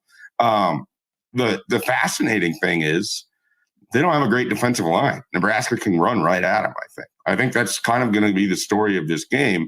But the thing I want to see, Illinois is not going to back down from Nebraska wanting to make this a physical game. Can Nebraska raise its level? Can they prove to be more physical than a team who wants to play the same style as them? Shape, before the season, you are the most bullish of any of the media members in your prognostication. You said 9-3, so I feel like you're a great person to answer this question from listener Dan that he asked this week. He says, before I let myself believe, what do we know about Nebraska now that we didn't know at the beginning of the season? You've had a chance to see 3 games. What do you know now that 3 weeks ago that you didn't know? Well, I think you can tell that Dylan Raiola is comfortable playing college football. We didn't know that was going to be the case. We thought he would be fine. I think we've also seen, outside of the one interception, which still there's a part of me that feels like that was a completion in a way. So the one interception he's thrown this year was really one of the few times he put the ball in harm's way. The Ramir Johnson touchdown catch against Colorado would be another. But for the most part, you've seen a quarterback that has protected the football. He looks like he has good pocket presence. We didn't really know how that would look. I think he makes the offensive line better by extension because he's able to get the ball out. He feels pressure. So there's certain things that we thought were true of Dylan Raiola, but we actually have tangible evidence. Now, it's going to get harder. The schedule gets better. The teams get better and more physical and all of that. But I think there's a certain level of confidence that you can profess with that. I don't know that everyone was as confident that I was that Nebraska could return a defense that could play at a high level the way that they did at the end of last year. It seemed to be some skepticism that they would be as good as they were. There was a lot of talk about, but when they played Colorado and Michigan, they gave up X. I think people are way more confident in this defense now. And it starts with the maturation and development of guys like Ty Robinson and John Bullock looks incredible. I think Mekhi Bayer and John Bullock make an excellent linebacker combination there in your second level. Tommy Hill backed it up with the pick 6 against Colorado. I think you saw some areas on this team where people were like, well, I kind of like that, but do I believe in it? I don't have a lot of reason to believe in this team yet. I think the first 3 weeks gave you reason to believe in certain aspects of this team. Now, could it be fool's gold? Maybe. I really doubt it. I think this is a legit operation. And I think we're going to see that continue to play out over the next few weeks.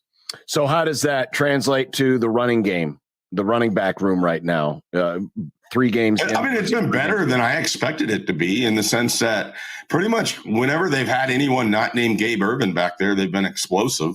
They've been able to get, chunk yardage plays, whether it's Ramir with a screen game, whether it's Dante Dowdell and Emmett Johnson on the ground. And that's not to take anything away from Gabe Ervin. He hasn't had as many opportunities. But I think there's a pretty distant fourth now, which is wild because at one point I thought he was going to end up being the guy who was finally going to be healthy and have this opportunity and, run with it, if you will. And that hasn't happened. But I think the emergence of Dante Dowdell as someone that you sort of think gives you a power running game to complement what Dylan Raiola can do in the passing game is something I didn't anticipate going into the season. I expected Ramir Johnson. I really did. And I continue to think he's going to be more valuable than what the stats are going to show. I just think they're a better team when Ramir Johnson is involved in that offensive game plan. Schaefer, Nebraska on the season, 19 total penalties, but nine of them came in the fourth quarter versus Colorado. They only had 3 versus UTEP, 4 versus Northern Iowa. I think I can hear Jack Mitchell yelling holding. Is it a large enough sample size now to say that the fourth quarter was the aberration and that they are actually a team that is fairly disciplined in terms of getting penalties? I think so. I want to say at the end of last year, they were pretty good at avoiding penalties too. It was one of the things when you wanted to look at the positives of year one under Matt Rhule, one of the things that got fixed that was a bugaboo for Scott Frost and even Mike Riley to an extent was the penalties. And so we've seen that, other than the Colorado fourth quarter, be pretty low for, I would say, a 10-game sample size going back into last year. I mean, I'm trying to think of which game last year they had a bunch of penalties. Illinois. They had some critical, yes, that game. They had 10 penalties against Illinois, and they had 8 versus Wisconsin, but otherwise they did a pretty good job. They had a bad one against Maryland that was situationally a pass interference or something that really hurt them. But that's, there wasn't like a lot of late hits or stupid hits out of bounds or dumb unsportsmanlike or things of that nature. I think Minnesota, they started off with a few early, and then it just felt like it got progressively better as the season went. Honestly, we're at the point where I don't even really think about it. Like, I think they're probably going to end up with 5 for 35 most weeks. Yeah, they were 32nd last year in penalties per game. This year, it's worse than that. But again, to Josh's point, a lot of those happened in the fourth quarter of the Colorado game. So I agree, Schaefer. I think this was an issue from previous years that I thought got cleaned up fairly well. And it seems like, it kind of feels like to me that Nebraska is drawing a lot more penalties than they have. Other than in that Colorado second half, right? Well, yeah.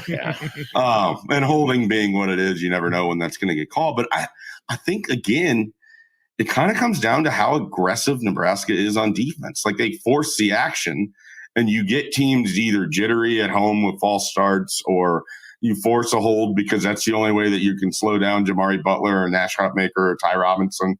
And then they kind of have an offense that's pretty good at forcing pass interference penalties too. Yep. They take shots downfield. I think Nebraska has done a nice job of making the other team panic in all 3 games.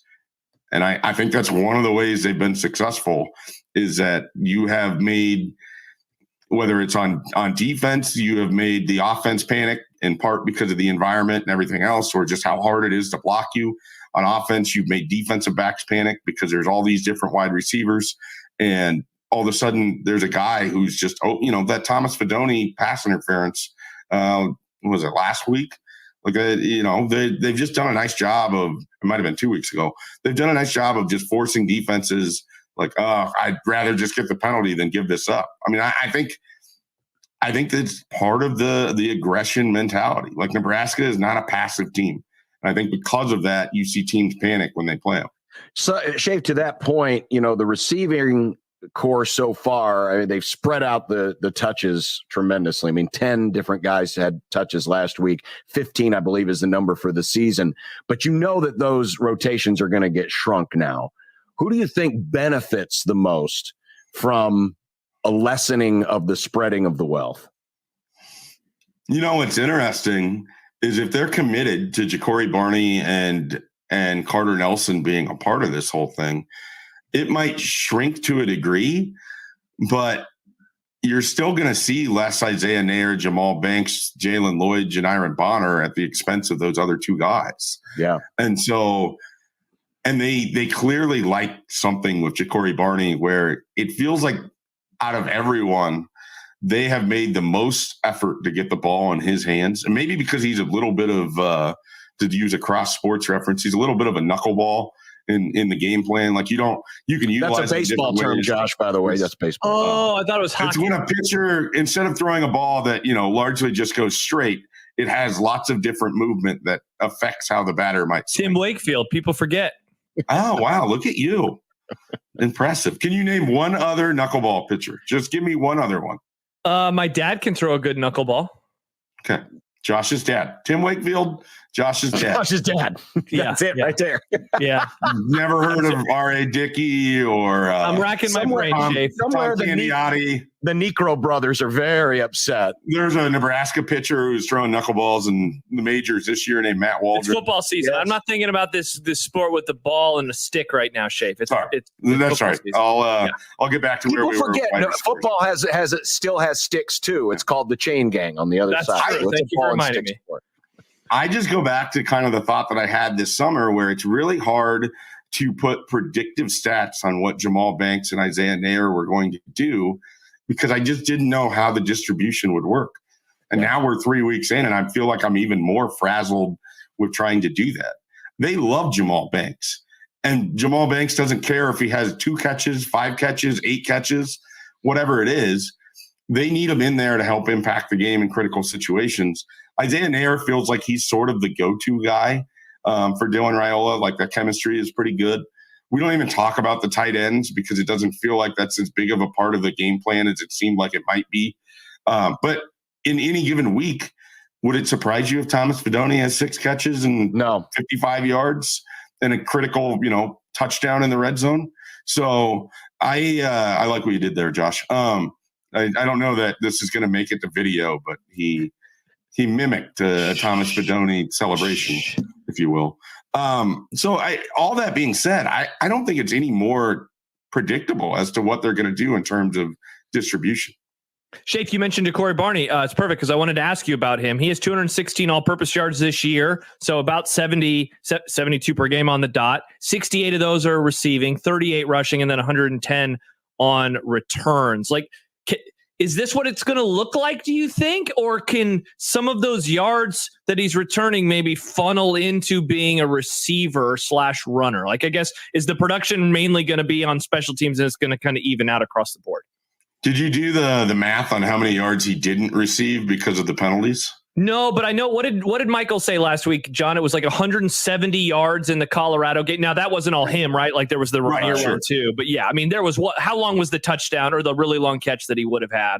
He had 2 of them. I know that because you tweeted about. Well, there's been a penalty on all 3 games where Jakori Barney's had the ball at least once. So it's wild why that keeps happening. Part of it is because they're unusual plays. Yes, and it leaves you open for different technique from your blockers. But I think he's going to continue to evolve as a wide receiver. I think they're going to try to get him the ball in space. I think they love those end around plays. And what's going to be fascinating is when they start using action off of that. And here's the other thing. Jakori Barney played quarterback in high school. So one of those end around plays might just result in him throwing it to a wide open receiver down the field. I don't think they'll do the toss back to the quarterback with a screen set up in front of him. Yeah. Because I don't know that you really want to do that with Dylan Raiola in conference play. But I wouldn't mind seeing it. You never know. Yeah, I sense that'd be fun for Friday. I sense there's a lot more creativity coming out of this, especially when you have a guy like Barney that is that quick and can just absolutely he can kind of hide behind blockers. I think there's the potential for some really interesting gadget plays coming down the road. I still have no idea how they got him. I really don't. I mean, I covered the recruitment. I feel like I was the first one on the day that he committed to put it out there. Nebraska was going to win over Miami. But I don't know how they did it. They held off Miami, Arizona, a number of schools in November to get this guy that, again, physically, he's not going to jump off the page at you, but it's what he does to defenses. And it's how he can make people miss in a phone booth that makes him such an exceptional talent. And we haven't even seen the big long kick return yet that we saw in the spring game. And that's coming. That will happen. There's going to be a moment where Nebraska fans are feeling a little low because they gave up points. And Jakori Barney's going to spin that right around into a big return, maybe even for points himself.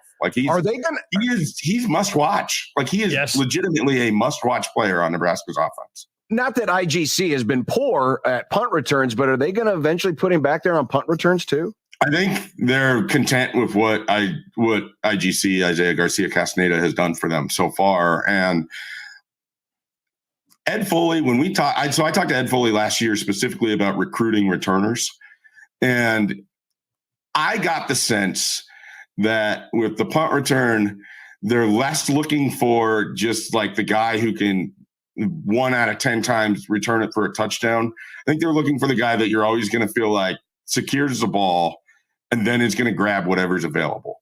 Isn't scared, but maybe isn't as explosive. That was the takeaway I got from Foley, that they were going to put more of an emphasis on that with punts. With kick return, they want explosive because I don't think you worry about turnover as much there. With a punt, it's just a lot more dangerous. And there's so many different punting You got to look up, you got to look down, you got to look up, you got to look down, and you're moving and figuring out where the ball is. Right. And you can't be scared. Like one of the best plays that happened for Nebraska in special teams is when Isaiah Garcia-Castaneda grabbed one of those punts that hit on a bounce. Yep. I mean, you just can't, you can't give up those yards. And so you've got to have a guy who's willing to do that. And I'm not saying that Barney couldn't or isn't, but I just think what they value is reflected in why it's like Isaiah Garcia-Castaneda right now. Mike Schaefer of Husker 24/7, who this week, his alma mater, my alma mater, butt heads in Memorial Stadium. Hopefully, if it doesn't rain like crazy, but because I see that Nebraska's already postponed its his fall baseball deal, but that's baseball. This is football. We're supposed to play out in the outdoors, but I got Fremont by 2 touchdowns in this one, Shafe. Wow. Is that based on anything or just because it's Fremont Columbus? General stupid cockiness. Okay. I like it. Fair enough. Fair enough. We should come up with some sort of bet, regarding this game. I don't know what it would be. Oh, yeah. But I like the idea. Maybe it's a KFC versus Popeye's chicken sandwich bet or something along those lines. Okay. As a Popeyes supporter like I am, representing the good side, you can have the dark side with KFC. I love it, Shafe. Well, you're closer to the Popeyes in Lincoln than I am, much closer.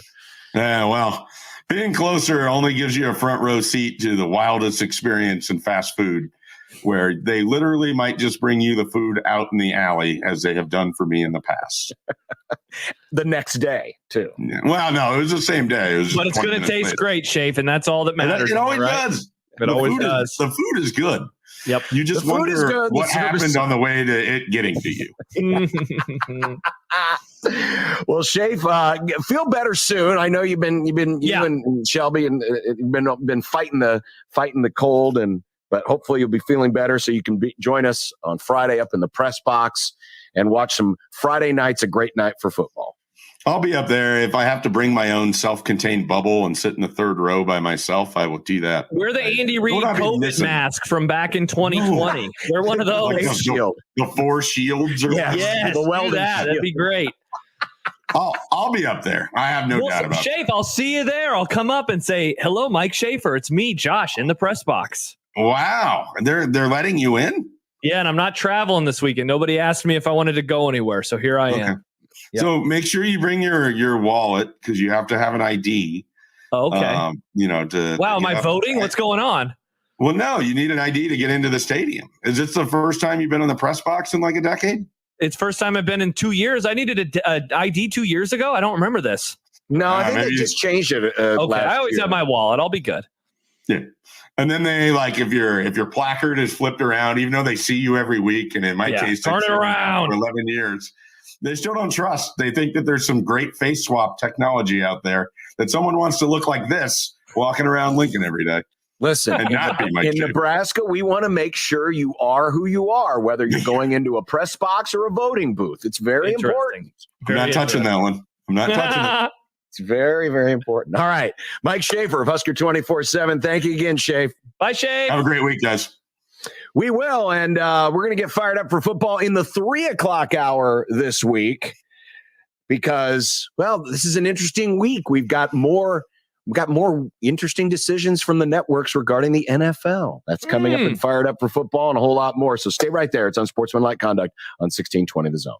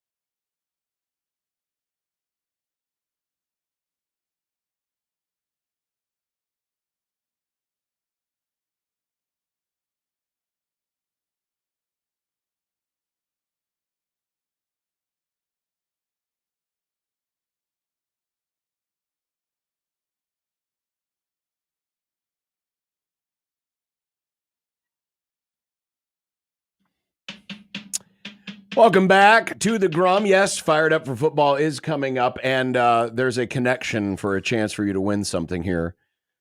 I'll explain in just a little bit, but Okie dokie. Matt Rhule, because, again, today is like a Thursday because it's 2 days before the game, even though the game's not today's acting like a Thursday, which For means you Matt it is. Rhule In that spoke way, today. yes. That's yes. what I that's said. Why, that's why you were talking to Nick That's what and I doing your weird said. little headphone thing earlier. No, not at all. It's why. Because we just talked to Schaefer live. It was a great interview. But Bye, Schaefer. But Matt Rhule did speak to the media today. The tune has changed just a little bit on Micah Mazuka, Yes, it has. Nebraska's starting right guard, who was not starting last week because of a coach's decision. And then on Monday, it was confirmed that Lutovsky is still going to start. But, Mazuka was still on the team. Well, now Mazuka is an option if Nebraska needs another right guard. So he's been demoted.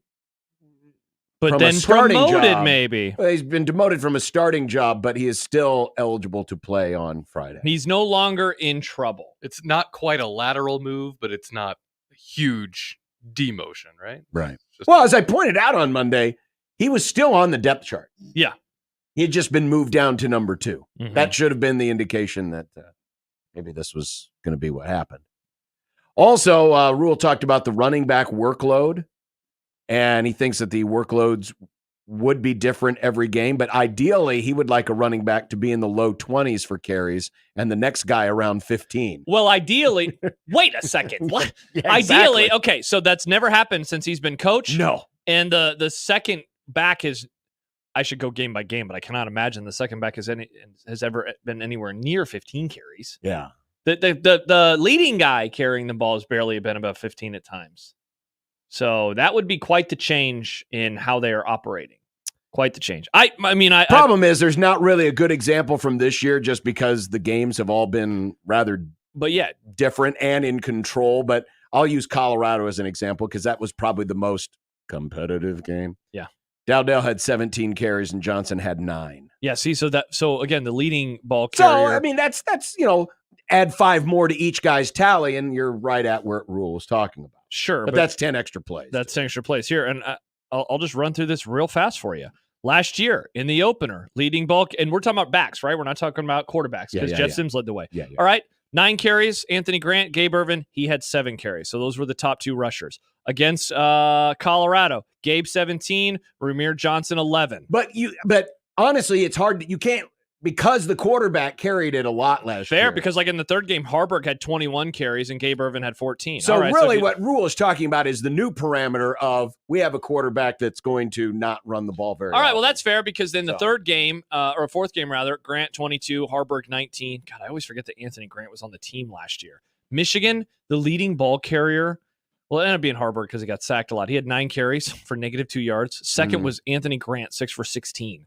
Well, remember, they only ran 46 plays They in that did not game have a whole lot of because plays. They kind of sucked. Illinois is, I won't do every other game, but this is the last one. 20 carries for Grant, 18 for Haarberg. So, okay, you're right. That is fair. I acquiesce to what Rhule said. We'll see if it happens, though. Sure. We'll see if it happens. I do think, and I've talked about this multiple times this week, I do think that they are going to I think that Gabe Ervin is going to be a lot more limited moving forward.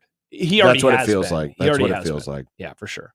And then on Heinrich Haarberg, Rhule said said the versatility was on full display, and now teams have to prepare for everything that he can bring. So, I mean, this idea that he is going to be used as a non-number 2 quarterback in certain circumstances, this is not a bit. This is actually happening, and we've seen it now in 3 of the first 4 games. It did not happen against Colorado. They've only played 3 games. 2 of the first 3 games. 2 out of the first 3. Yeah. It did not happen against Colorado. And I would say that the most extensive use was against Northern Iowa. Yeah. And even that was only, a couple of plays. It's not, see, that's the thing. It's not like he's been out there for like tons of gadget plays. What I want to see is this happening in a close game? It's one thing to happen in a blowout versus UTEP. It's another thing to happen in a blowout versus Northern Iowa. is it going to happen in a non-blowout? We still haven't seen it employed in a red zone situation where Dillon comes off the field and Haarberg replaces him. Correct. Thus adding the option of a running quarterback. Correct. To a red zone situation. They have not done that yet. And again, with his concerns of losing the ball, that's an interesting idea to do because he had a proclivity to fumble last year. And so if you put him out there and then he fumbles, like people are going to lose their minds. Oh, yeah. And perhaps rightfully so. Well, coming up next, before we get to Brian Barnhart, the voice of the Fighting Illini, it is time for the Warhorse Sportsbook Fired Up for Football. We have How many? What do we have? 4. We have 4 tickets. Wait, what are we? For next Tuesday's playoff game. Oh. What were you answering, Nick? We're doing a daily giveaway. Yeah. Yes. Right? Yep. From now through Friday for Tuesday's playoff game. That's cool. For the Omaha Storm Chasers at Werner Park because they're playing. Tuesday night's a great playing night for for baseball. in the championship. And we have tickets to give away. I'm not sure how many. You burst in here during the last break saying we have them, and now you don't know what they are. Big, strong Nick, tears in his eyes. I am now confused, too. Here I had this great idea. What's the idea? Why don't you set up the idea? Well, the idea is this. Be the third caller when some idiot on this show inexplicably gives an A grade to this week's Fired Up for Football. What if neither of us gives an A grade to this week's I have full faith and confidence that there's going to be an idiot that is going to give an A grade to this week's Fired Up for Football. Be caller 3. We have 5 4-packs. 5 4-packs. Oh, well then, yeah. So everyone from caller 3 on. 5 4-packs today? Just no, in general. It was supposed to be one every day, yeah. Yes.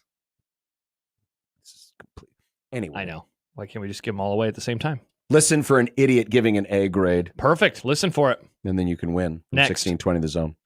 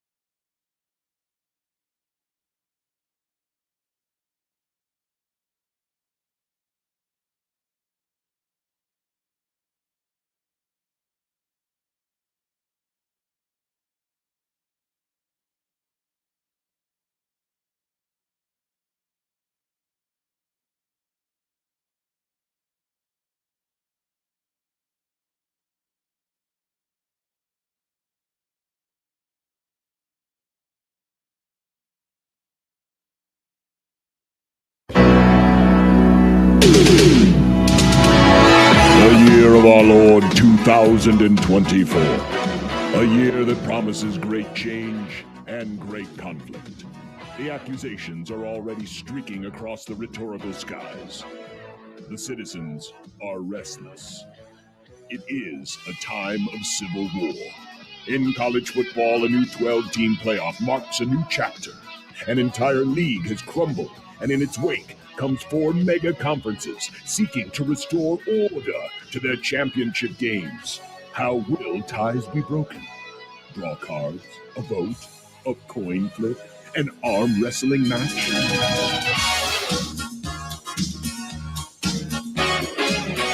The National Football League brings its own unique drama to this action-packed card.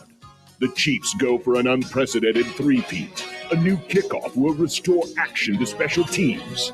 And Aaron Rodgers will attempt to set a personal Jets record of 6 plays in a single season. Friends of the program, lend us your ears as Unsportsmanlike Conduct and Warhorse Sportsbook proudly present Fired Up for Football 2024. And again, we thank Warhorse Sportsbook for bringing more validity to this segment that Josh tries to strip away on a weekly basis by just grading everything on a curve. Meanwhile, our audience reaches out and says, thank you, Josh, for loving the sport that you for cover. Being a pansy candy-ass PE teacher who's already mailed it in. Mailed it in. Oh, you couldn't climb the rope thing? Fine, you get an A. Did John just call all PE teachers pansies? No, I'm saying the PE teacher that's mailed it in. You know, I don't even think I've given any weeks an A just yet, John. So you keep implying Well, it's going to happen here Star Wars today. fan, Josh is a man of the people. He likes sports and Tell football. Jar Jar Binks to stuff it in his He's not Jar Jar afraid hole. to give it the high grade.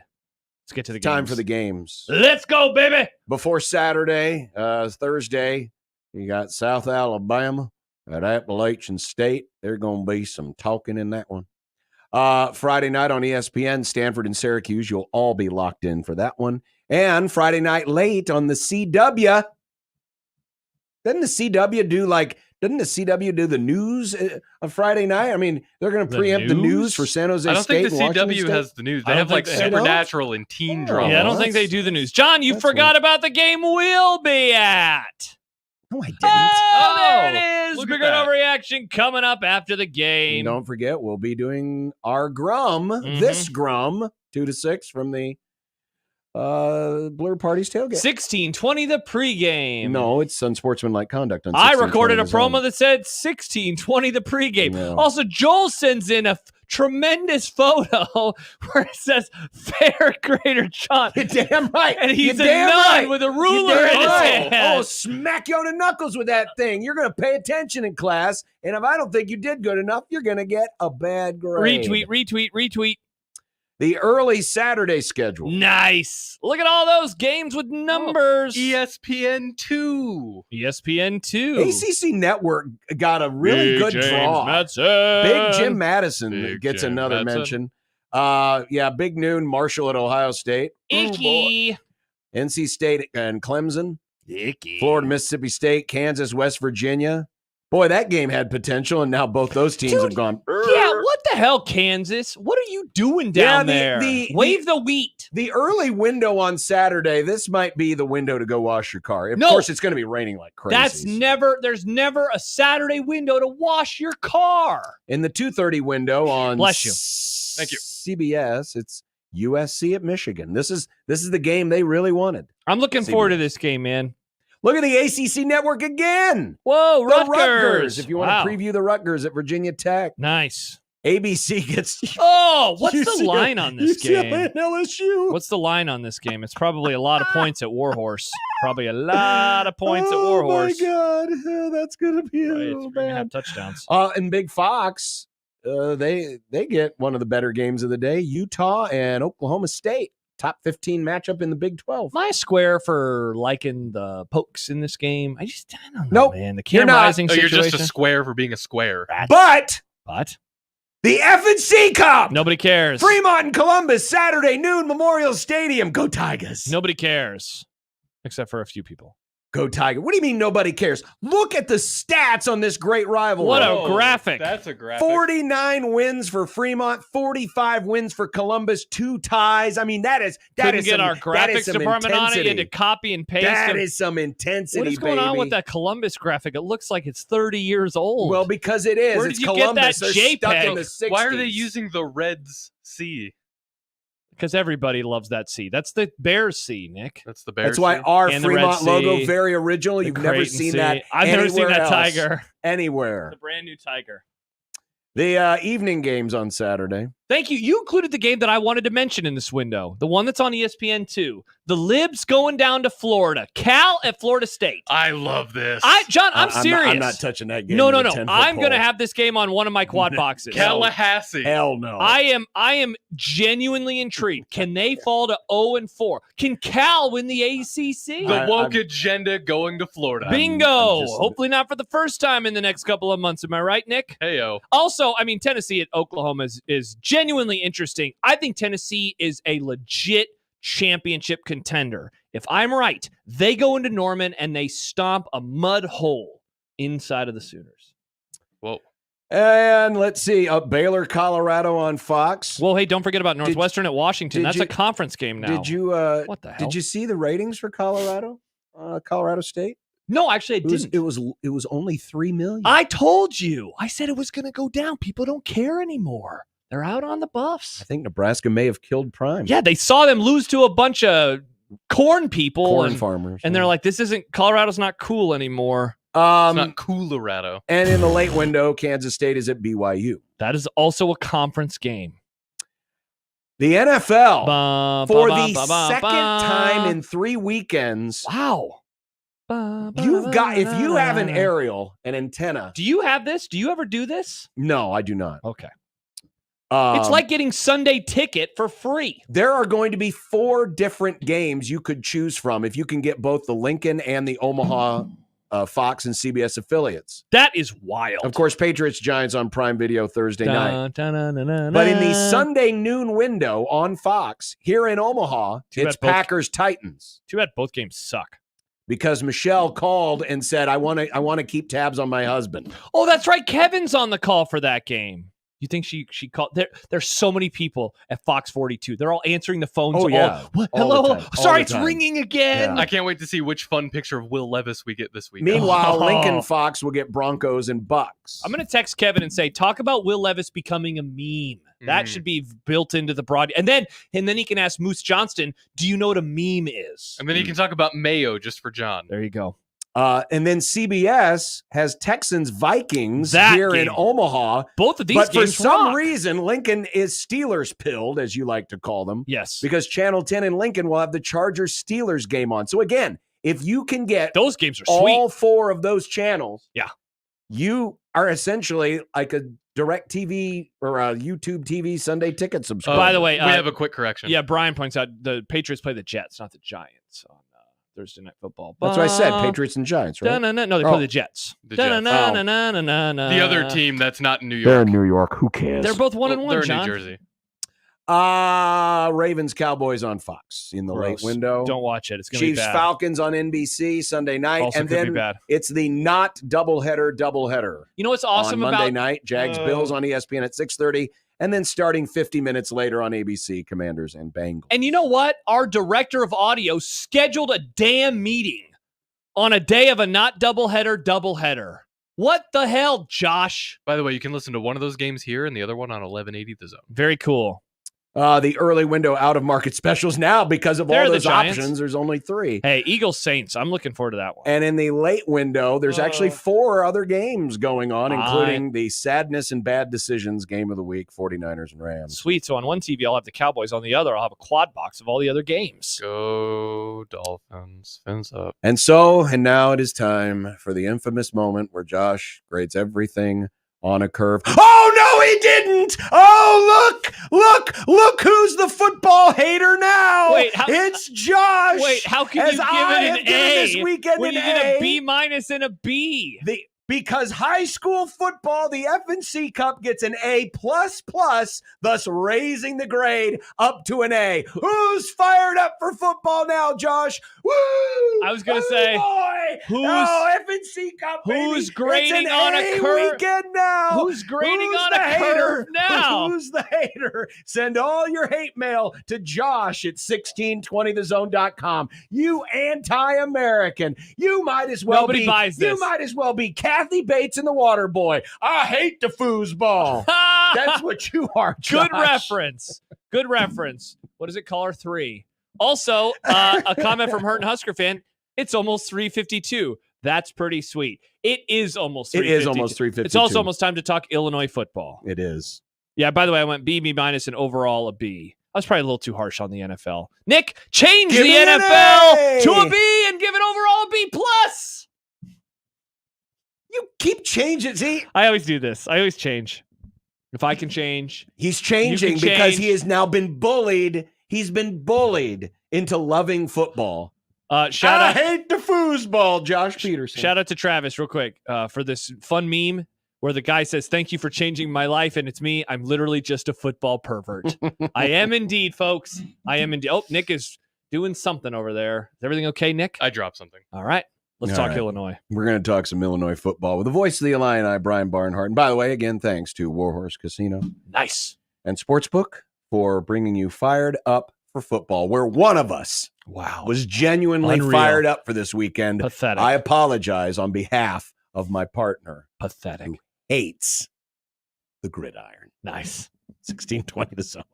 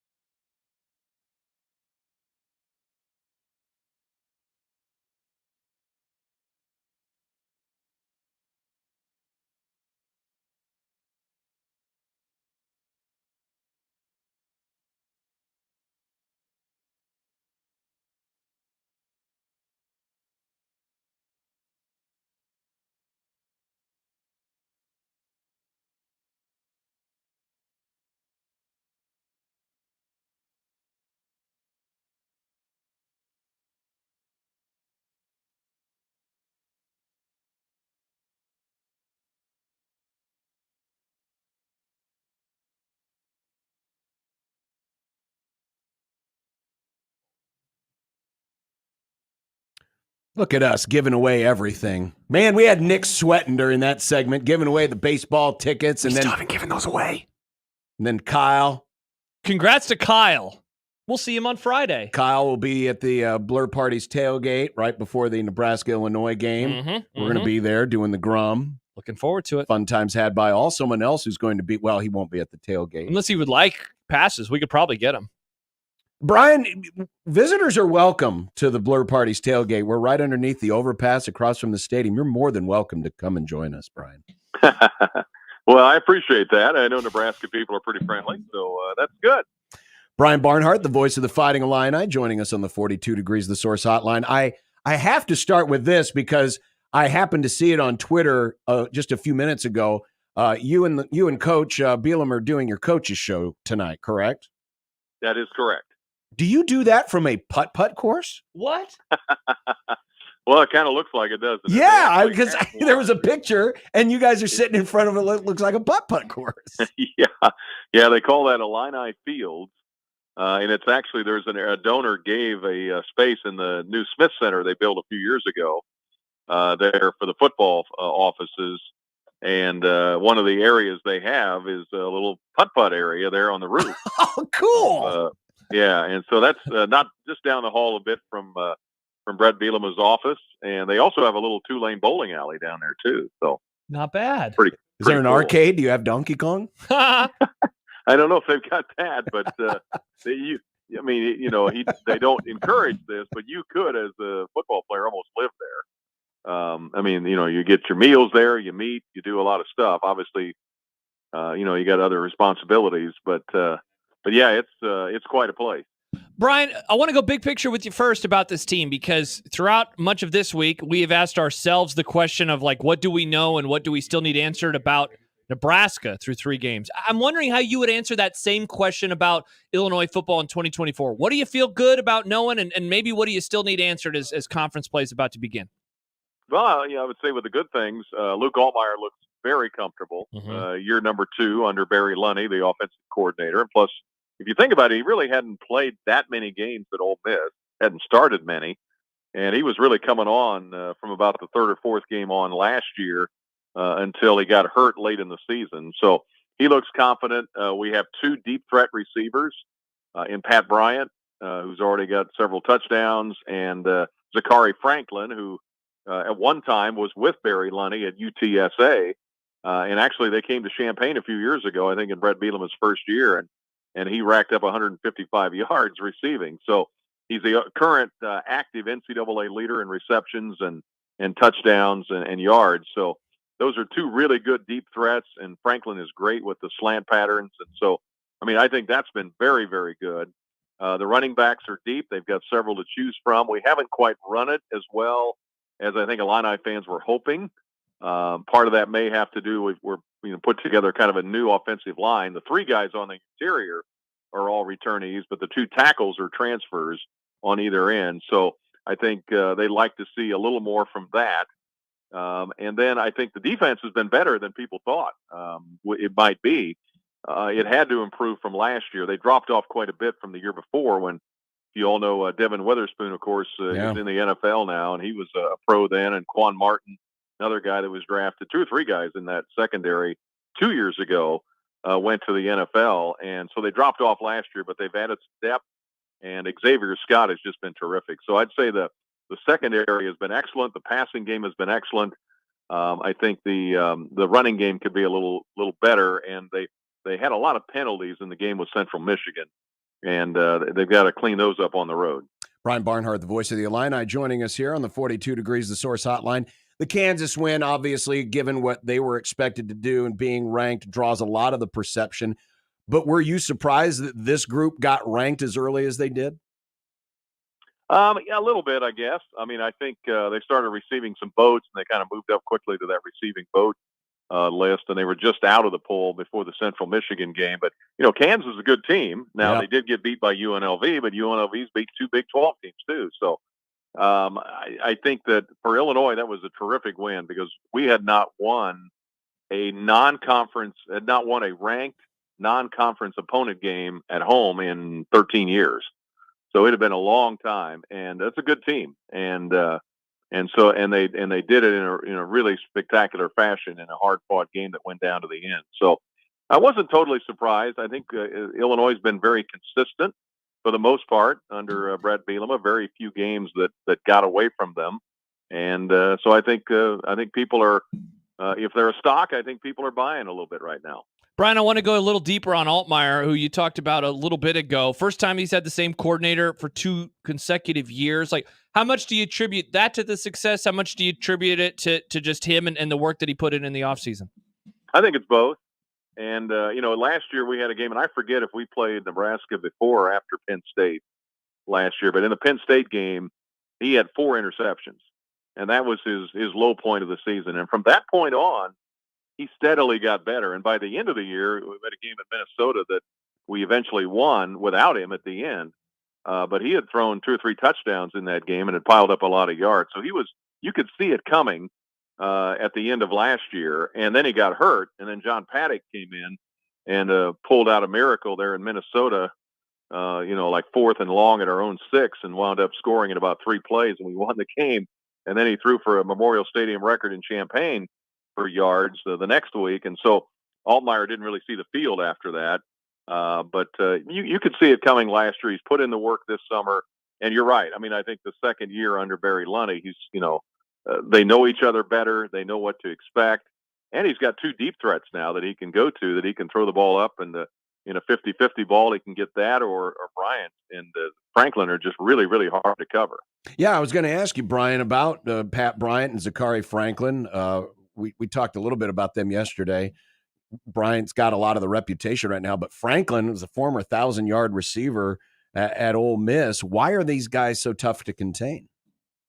Well, Franklin, for one, I mean, he did it to us, as I said 3 years ago. He 155 yards on us. We couldn't stop him.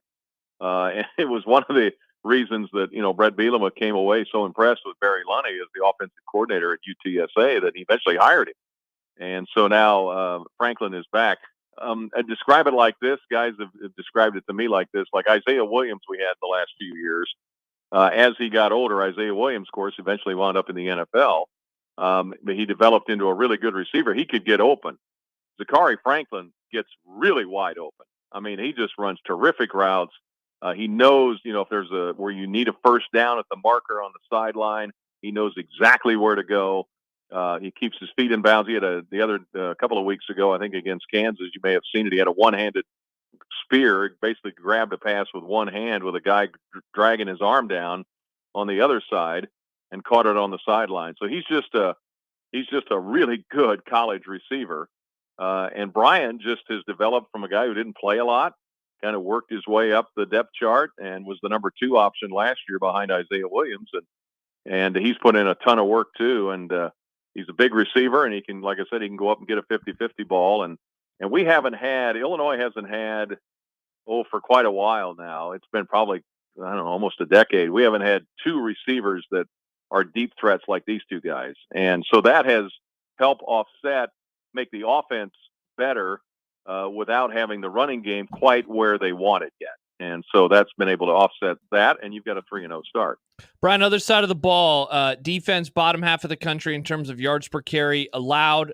How big of a concern is that, especially against a Nebraska run game that I think it certainly surprised me with the efficiency that it's had so far this year? Oh, sure. Yeah, no, it's obviously for Illinois fans, it's a concern. You took Johnny Newton out of there, of course, went to the NFL to the Commanders. That's a big loss. And it's kind of like when we lost Witherspoon in the secondary.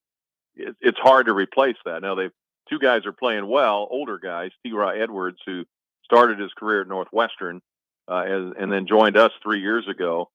He's been playing really well after being a backup for a couple of years. And then Dennis Briggs came in from Florida State, and he's 24 years old, and he's a big guy.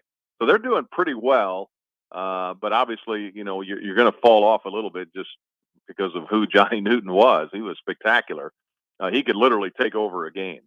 And then I think Seth Coleman and Gabe Akis are outside linebackers. They line them up a lot, too, on the line and bring them up. So those guys, had a great year last year, and I think are going to have another good season this year. So, but I think it's just trying to get that middle plugged a little bit and be more efficient, as you say, defensively is a goal heading into the start of Big Ten play for sure. Brian Barnhart, the voice of the Illini. As you mentioned, Xavier Scott off to a great start. He's got the 3 picks already. But generally speaking, across the board in that secondary, the passing numbers for the opposition have been very poor. What is standing out among this group right now? What should Nebraska expect to see as you look at perhaps an offensive strength of Nebraska passing versus what looks like Illinois' strength defensively, and that's in the secondary?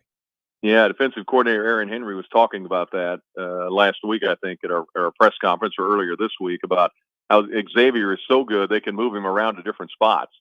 And they've done a good job of disguising coverage. It hasn't been straight man, or it hasn't been all zone or whatever. It's been a little bit. And I think their goal as a team, and they've talked about, this along the way, is they want to try to confuse teams, make them play left-handed. Get them to where they're not sure exactly what they're seeing, and they've got the skill guys in the back end to do that. With Xavier Scott, Miles Scott, who's no relation, but he's had another good year, start to his year after being a former walk-on receiver 2 years ago that moved to the defensive side. And so it's really just 2 things, I think. Aaron Henry being in his second year as a coordinator, he's admitted, at the start of this year, he said, hey, I was on a learning curve last year. It's different when you're a coordinator as opposed to just being a position coach, and you got to learn how all the pieces work together. And so he's got more experience. They've added some depth back there. Tyler Strain is back. Matt Bailey is a young man from Moline, Illinois, that got hurt in camp early last year, and we really missed him. Yeah. At a safety spot. He was going to be really good, had shown a lot early in his career. And so to have him back healthy, they've got Torrey Cox, whose dad played in the NFL. They've got him from coming in from Ohio. And then they've added Terrence Brooks from Texas, who was pretty highly sought after, but really hasn't played a whole lot because some of the other guys have just flat out beaten him out. And Caleb Patterson's another one. So they're plenty deep back there. They disguise coverages really well, try to make teams, as they say, as Brett Bielema likes to say, play left-handed. And so far, that combination has worked pretty well. Brian, I'll be honest, in years of doing this, in like my key segment, looking ahead to the game one final time, I don't think I've ever brought up the opposition's kicking game. And yet I imagine that I will be doing that in a couple of days. Not one, but 2 kickers kicking field goals, 50 or more yards. There was the 59-yarder this past weekend, and what it looked like that one could have been good from 60 plus. The confidence level in this kicking game, I have to imagine it's very high right now for Brett Bielema and company.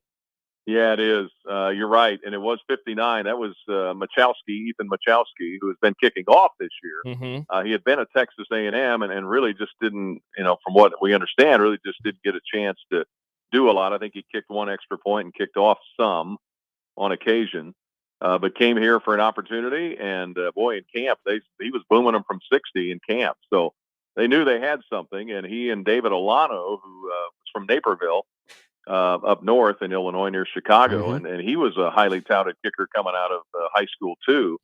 And so there was great competition. And Olano just kind of beat him out this fall barely, but Machowski has been kicking off. And then the other day, it was his first college kick, his first actual field goal. and I thought, really, they're going to try this? And he, like you said, he boomed it. It could have gone 60 plus easily. And so it is a luxury they've got. 2 really good kickers that Olano can hit long ones too. He's hit from 50 this year and 49. And then you've got Machowski for even longer. So, and then their punter's experienced. Hugh Robertson is 31 years old. He's old, but he's also experienced, and he's improved each of the last 2 years too. So they like what they have in the kicking game for sure. Brian Barnhart, the voice of Illinois, who will be hosting Coach Bielema tonight on his radio show. You can tell Coach Bielema, who, by the way, triggered some weather people in this part of the country. That's not good. He talked about how weather people, are one of the people that are paid to lie. When they make mistakes. You're fond of saying that. Josh. I love talking trash about weather people. You can tell him this, Brian, and that is, it looks like the rain chances are diminishing in the game, and it's being pushed off later into Saturday. So he was right. Oh, good. Okay. He was. Well, I think what he was because it was funny because he mentioned that he mentioned weathermen and sports writers. Yes. He said those are the two groups that can be wrong, and it's okay. But not sports talk radio hosts, so we're good to go. That's right. You guys we're fine. We're always perfect. All as well. Well, either way, I think it's going to be a fun atmosphere. Looking forward to it. We're really looking forward to it, and I hope you guys are too. I think this will be a good way to kick off the Big Ten season for both schools. Yeah, it really is, and we're looking forward to seeing the Nebraska fans out there. I told people it'll be really red and really loud, and 400 straight sellouts. Congratulations, that's terrific. It's really a model for anybody that's hard to match. You bet. Brian Barnhart, Voice of Illinois. Brian, we appreciate it. Thanks. I'm told I need to put you back on hold because you wanted to ask our producer something, so I'll do that. Okay. We'll do that right now. There it is. Nice. Look at Nick getting things done. Yeah. It's a fascinating team. I know we'll talk about them obviously more as the week comes to a close, but just watching them and seeing what they have been able to do. I love the question that you asked near the beginning about that victory over Kansas, and kind of it's certainly helping shape a lot of opinions. Yes. But then Kansas loses to UNLV, and so I kind of quickly was like, I don't know if I know as much about them as I thought I did. I look, their issues on both sides of the ball are on the lines. Where is Nebraska's biggest strength on the entire roster? Their defensive line. Like, this could be a game where Big Ass Ty and Nash, where these guys are eating a lot. And so we'll see if that happens. But their run game struggles. Their defensive line struggles. And so that's a good thing for Nebraska, certainly, especially with their defensive line. But I think the offensive line could have some success as well running the football. Well, thanks to the fact that my Chicago Cubs crapped the bed today against the Oakland Athletics, the Milwaukee Brewers have become the first team to clinch a division championship in Major League Baseball this year. They're not even good. They suck, right? Don't they suck? The Cubs? No, the Brewers. I knew the Cubs. No, the Brewers have been fine. They've been really good. I thought they were kind of mid this year. Now no, actually, they've been pretty good. Interesting. They just got stuck. Basically, think of it this way. Okay. If the Brewers were the Chiefs and the division they were in was the NFC least, that's basically what it is. It's a tough division, man. It's a tough division. Iron sharpens iron in the NFC East. You mean plastic silverware sharpens plastic silverware. That's all dull. Stiv says, I didn't know guests could win prizes. So, yes, guests can win prizes. Mm-hmm. So, to the Brewers, I say this. Nice. By the way, you choke on that trophy. Speaking of baseball, yes. And speaking of trophies, I have something about that for you, too. Speaking of baseball, Nick was never able to give away those tickets to the game on Tuesday. He was so busy. No, this isn't a criticism of Nick. This isn't a criticism of Nick. So you're being critical of Nick. Nick was doing a great job. If you want those tickets, call Nick now, 402-951-1620. You can go to that baseball game on Tuesday night.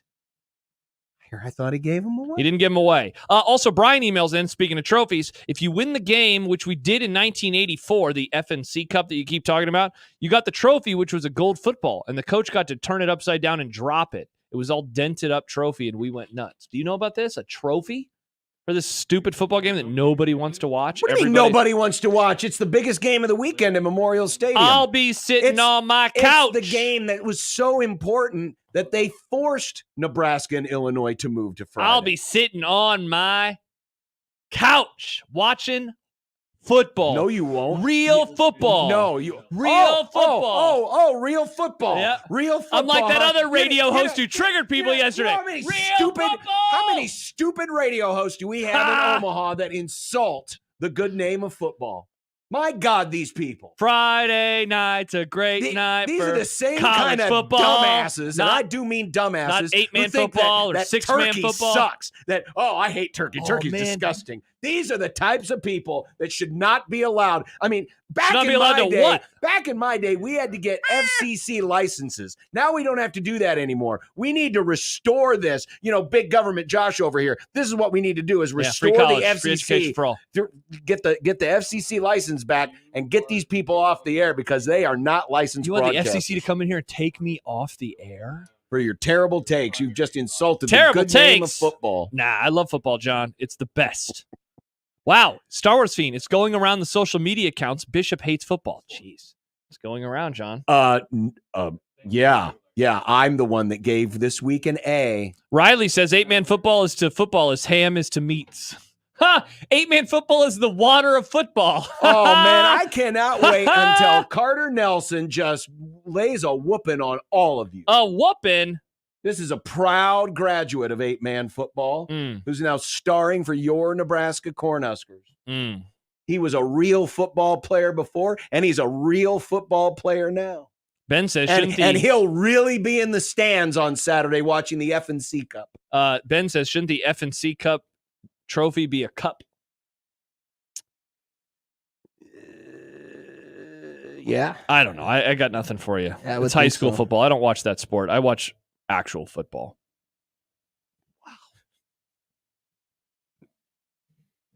I remember when I watched high school football. Incredible. You know when I watched high school football? When I was in high school. Guess who's not going to be invited back to Ron Colley? Oh, wait, I do love Ron Colley. Yeah. It's a great time. Too late now. Too late now, big mouth.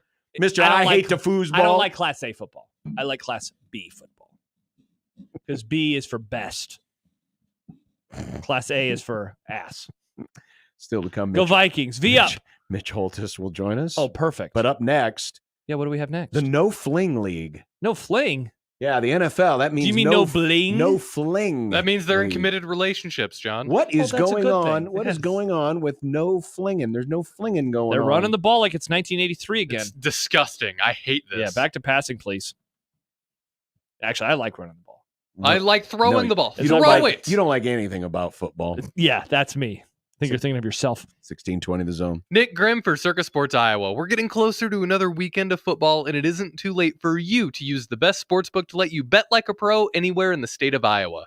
Tight money line splits means that you're getting some great lines that adds up to a lot more for you. And speaking of more, did you know that when you win a lot, some of the other guys will limit your account? Circus Sports Iowa doesn't believe in that. They won't punish you for doing well.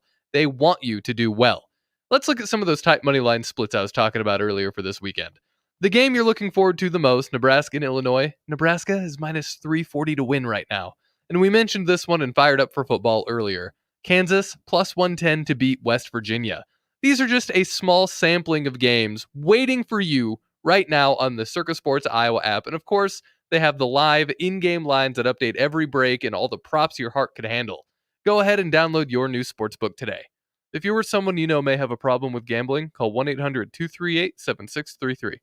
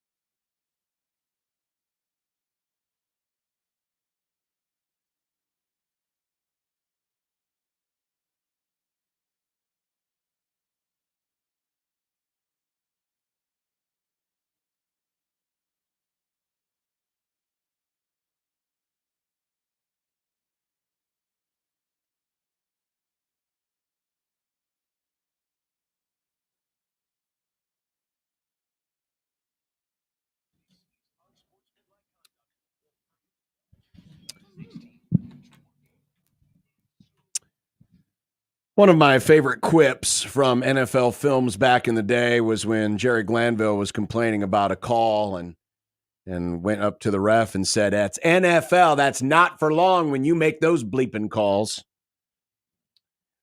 Well, new Jerry Glanville could say, "NFL, that's no fling league." They ain't passing anymore, John. Well, they are. They're just not trying. completing Or a lot. having extramarital affairs. It's a different NFL than the one John grew up in. The passing yards per game per team for the league through 2 weeks. So this is apples to apples. This is the first 2 weeks of each of the last 10 seasons. The peak was in 2016 when teams per game were averaging 258 yards per team per game through 2 weeks.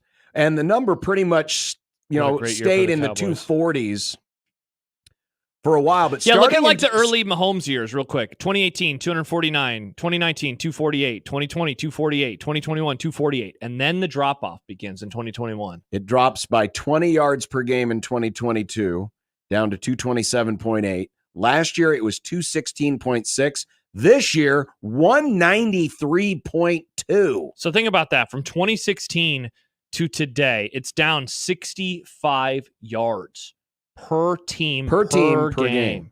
So it's down 130 yards per game across both sides of the ball. That is a lot of yards.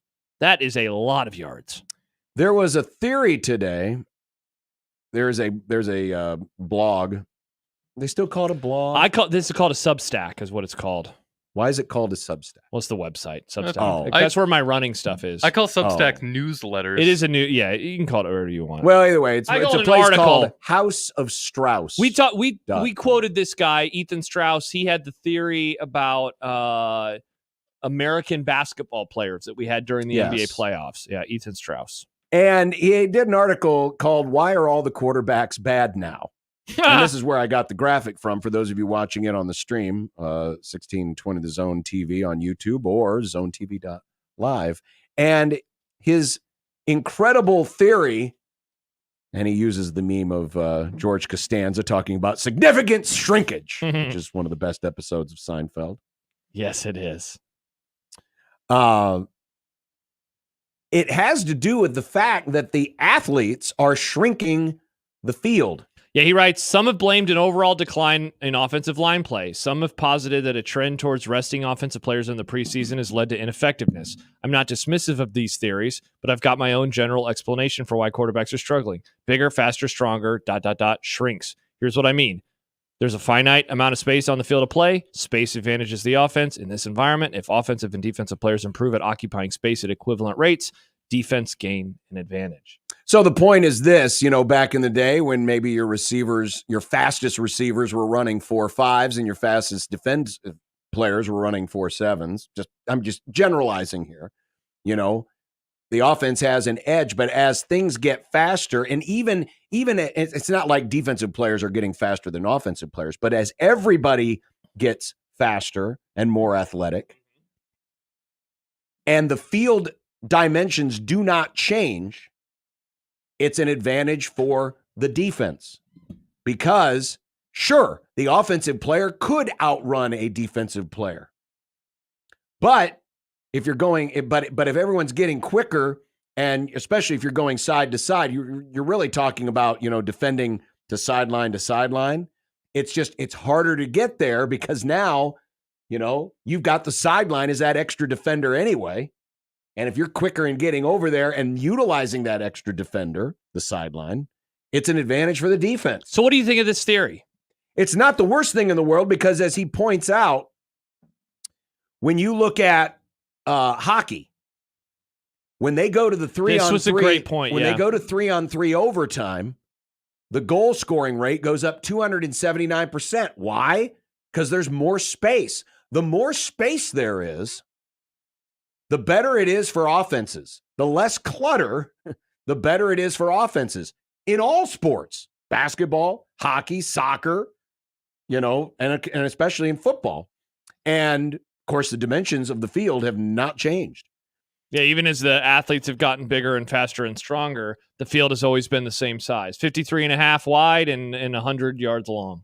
Now, I don't know if it totally explains everything, because to see it drop as dramatically as it has, I mean, yeah, that's way too big of a drop, in my opinion, just to be about this. Just go back to 2021. You're talking about a 55-yard drop. Yeah, let alone per back in team per 2016. game through 2 weeks. So I think there is some validity to this. I think something like that, though, kind of translates over time, the whole athletes and being faster. But I also think that this sport is cyclical. Yeah, I have a couple of things. So obviously the preseason of it all, I think, plays a big part, right? That the start of the year is really an extended preseason. I think that is definitely They're only true. playing 3 games, and now starters are playing less and less all the time in the preseason. What do you think about this one? I know we got Mitch coming up too, but what do you think about the fact that for the longest time they said, like, we have to teach NFL quarterbacks how to be NFL quarterbacks. They can't be college quarterbacks anymore, right? But then the college offenses really started moving up into the NFL. So that happened. Well, if every offense now is a college-like offense, the defenses now have had years to get used to this. And so there's a lot of young quarterbacks in the NFL right now too. Like, built into that number, Bryce Young, benched. Caleb Williams has gotten off to an atrocious start. CJ Stroud's numbers aren't like tremendous at this moment in time compared to what we thought they could be early on in the year. And even veterans, Mahomes' numbers are down. Dak's numbers are down. That's why watching the Saints-Cowboys game on Sunday, in a way, it was an oddity, because it's like, look at all these big plays. Look at this team passing the ball and having success. So I wonder if part of it is the NFL has gotten so used to the college offensification of the sport, and then you have a bunch of young quarterbacks, and it's just they're used to it now. And I also think that they are better at defending it. Like, these numbers going back to 2022, that is like really when this new era began of putting those safeties back, trying to keep everything in front of you, because the Chiefs and others had so much success beating them over the top for years. And you've seen, in some cases, a de-emphasis on running backs and the running game. And so when teams are pressed, when the defenses are playing more of an umbrella look, and that would lend to it running the ball more, they're not as good as doing it, because there's kind of been a de-emphasis at that position. So you wonder, and again, I think a lot of this is cyclical. Definitely. I think there is some validity to this theory. The other part of it too is not just this year, but the last handful of years, because of the explosion of quarterbacks like Mahomes, teams have been more willing to get those rookies on the field faster. Yeah. Those rookie quarterbacks on the field faster. And that takes a little bit of time. And to the detriment well. of the franchises and the players as well. But keep in mind, the idea of not playing your starters in the preseason, I think it's a huge part. That's a big part of it, because when the Rams started doing it, they were like one of the first teams to really just say, no, we're shutting all these dudes down. Yeah. Right? And now just about everybody does it. Oh. And it's not like they were playing it's not like, guys were playing a ton, but it wasn't that unusual to see a starting quarterback play 3 quarters, a half a quarter, or at least a half of a couple of the preseason games every year when they had 4 preseason games. A couple more comments before we go to Mitch. Stibbs says, don't forget the emphasizing of penalties like illegal formation and alignment downfield. Lots of plays called back and more pressure since the tackles can't line up 2 yards off the ball. I think in a month those penalties won't be called as much and the numbers may climb back up a bit. There have been a lot of plays called back. A lot of successful plays called back in the early part of the year. And along the lines of the theory from Strauss, Max writes, do we really think the athletes are that vastly improved from just 6 years ago? 40-yard dash times haven't improved by 20% in 6 years. They have not. And so that's why I think this is a great starter, but then where we have gone in the directions that we have of defenses catching up and figuring things out, I think that has led to this. Maybe you can proffer this theory, but it's less about the field is the same size. Athletes aren't that much better than they were, but they have a better understanding of the offense. But you also need to look at the, how guys were drafted and maybe some of the priorities in drafting. Yeah. When it comes to, trying to get more athletic guys on the field on defense. So again, I don't dismiss this theory out of hand. I think, though, it is part and parcel of many different things that have contributed to this drop in passing yardage. 100%.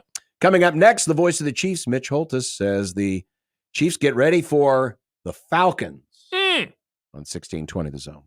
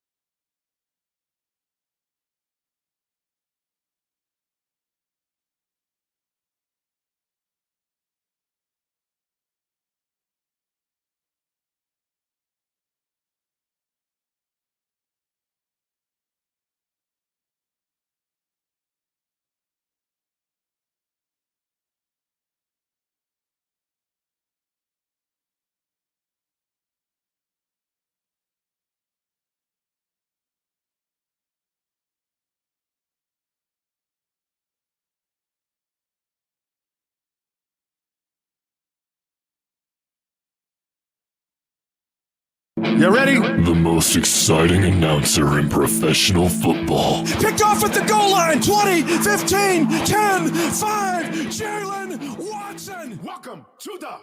Nobody can paint a picture with words quite like he can. They might just be gargling in the nectar by that game. I think the rectal buzz that you get from the seat, maybe, The man. Touchdown! Kansas City! The myth. You can doubt the Chiefs. You can dislike the Chiefs. You can disrespect the Chiefs. You're going to have to deal with the Chiefs. The legend of the Hy-Vee salad bar. you want a chocolate kiss right now in the parking lot of the St. Joe Hy-Vee. Mitch Holthus. A 3-yard touchdown pass in overtime. Kansas City wins the game. 25-22. I can't believe that we did not talk about this last week during Mitch's segment, brought to you by Hy-Vee, official grocery partner of the Kansas City Chiefs, that after all of these legendary years where the Chiefs had that classic red and white and yellow look, the home uniform, the red tops, the white pants, that they changed their uniforms last week to black and white stripes. Wow. Nice Mitch, I had no try. idea where he was going with that. I was like, wait, Oh, Mitch, Nice try. you got it. You'd be amazed because, mostly thanks to the guy who used to sit in Nick's chair. There's a lot of anti-Chiefs people that populate my mentions. And oh my God, they were on fire on about 6:25 in the afternoon last Sunday. Was there a mention of a hold that wiped out a 41-yard gain? That was 51 yards, right? Yeah. Right before the aforementioned DPI. Yeah. With a hands to the face, which is kind of sketchy. And that wipes out, that was 31 yards.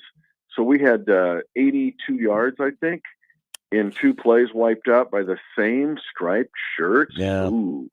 But it was just to set up that last play. It's all designed. You know that.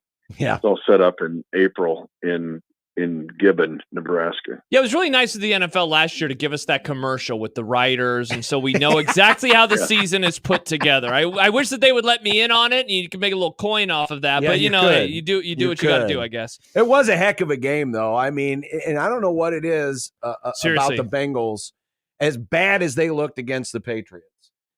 They are as close to a foil as the Chiefs have in the AFC right now. Mm-hmm.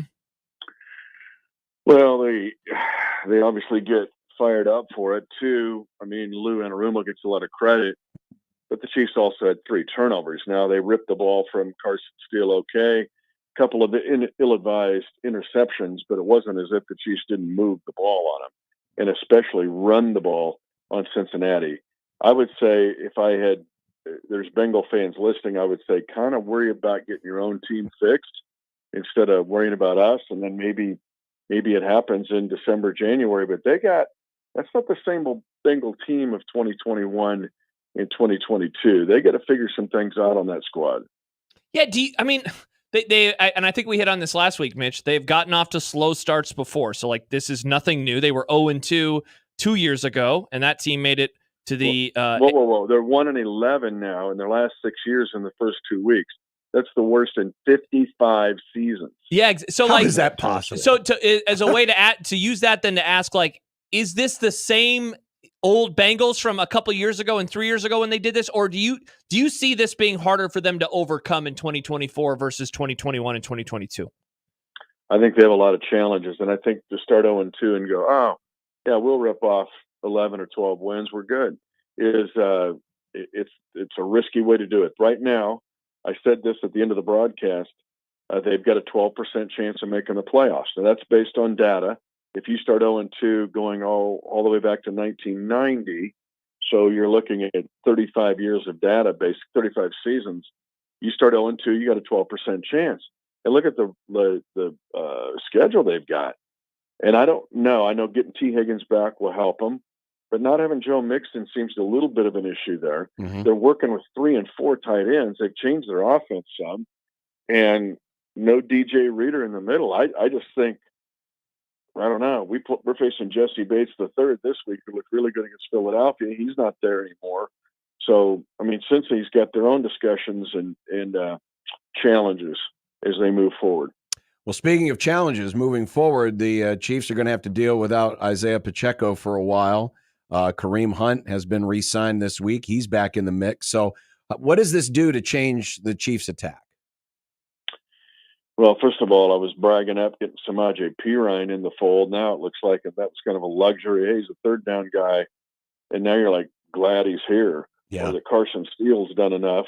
Keontae Ingram was brought up and signed to the active roster. He was with the team during training camp, and then Kareem Hunt. But I think that the fact that I even mentioned 4 names to you, and then I wouldn't keep Coach Reed's ingenuity out of this, but it's not going to be, oh, let's give Carson Steele 25 touches and let him rip. I think it's going to be a lot of things here in trying to fill this void of Pacheco being out for some time.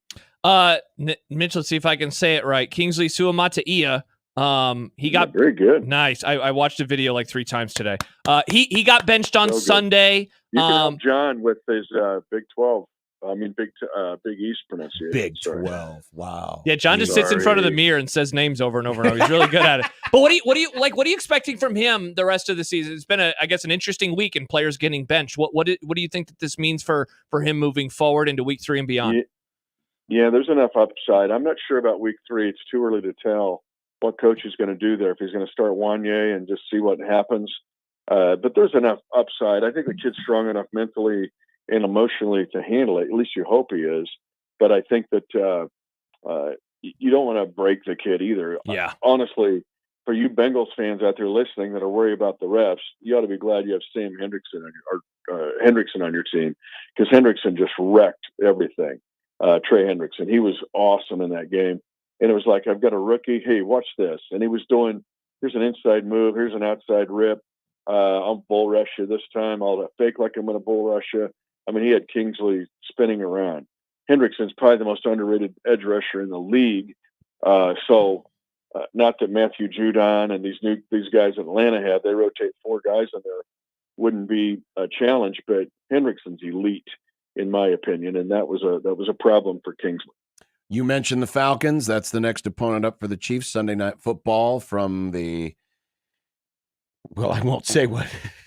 One of my favorite nicknames for that stadium, but yeah, probably for the stadium. Yeah, but from Nebraska. That's where that's where it should be. Meets for the, yeah, exactly. But looking at the Falcons, Mitch, with Bijan Robinson, going to see one of the best running games outside of Lamar Jackson that you've seen so far this year. How do you see the Chiefs trying to neutralize him? That's a big part of that offense, and it looks like they got their play action passing game back last Monday night. Yeah, he's 48% of their advancements. It's not only this 32 rushes, he's caught the ball 9 times. So he's got nearly half the times they're moving the ball. Algiers not bad, the guy they bring in to tag team with him. And there's first-round guys all over the field that when you look at Kyle Pitts, what he can do, I think that 70-yard drive to win the game on Monday night is gigantic for them and for Kirk Cousins to get some of his mojo back. I mean, they were good. I didn't think they could drive 70 yards on the Eagles, and they did. They got talent, but it starts with Robinson. I mean, that's like first priority, second priority, third priority, because he can catch the ball as well. Tackle breaker, he can completely dominate a game. But their offensive line is good. One of the better in the league, I'd say top 6. Yeah, Mitch, you mentioned the game on Monday. That was such a great example for both sides about how the last 2 minutes can, while it changes the result of who wins and who loses, perhaps should not change the takeaways that one has. Like the Eagles, there were signs of maybe future problems, and the end only exasperated that, or added to that rather. Mm-hmm. Like, so I use that as a wind up to ask you about Atlanta. Like, where shouldn't our opinions on them change given the result? First 58 minutes versus those last 2. Well, I think you have to look, too, that Philadelphia is in control of that game for the most part, especially in the second half. And if Saquon Barkley hangs onto the ball, that could be a double-digit win for Philadelphia. I do think it shows up some of Philly's warts, though. And Jalen Hurts, I don't know if he can. He had a wide-open guy on a slice route. If he just takes the tight end and chips him and throws the slice route instead of forcing it into that deep left throw, they still might win kick a field goal and win the game. But Atlanta's, the NFC South, we thought that was going to be the worst division in the league. And now all of a sudden you're like, whoa.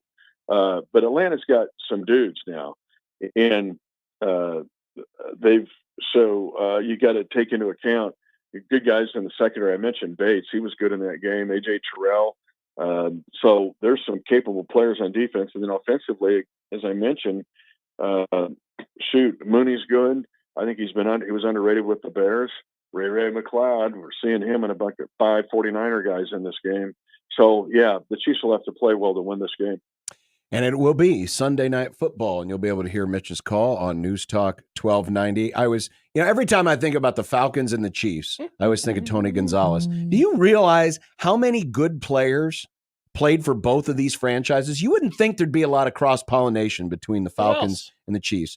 Andre Rison. Oh yeah. Steve DeBerg. Oh, yeah. Morton Anderson. Yep. Morton Anderson, great kicker. There you go. Joe Horn. Yep. Keep him going. Keep him coming. No, and this was the place last time we were there. Eric Berry, a pick 2 and a pick 6 in the same game. That's right. When he was coming back from cancer. Yeah, he had a ball for his dad and a ball for his mom. It was unbelievable. You couldn't write that script either. Awesome. I got to jump off, boys. All right, we'll let you run, Mitch. Mitch. Thank you. Mitch Big Holthus, boys. voice of the Chiefs, brought to you by Hy-Vee, official grocery partner of the Kansas City Chiefs. Yeah, quite a few. I loved that you caught yourself describing that stadium.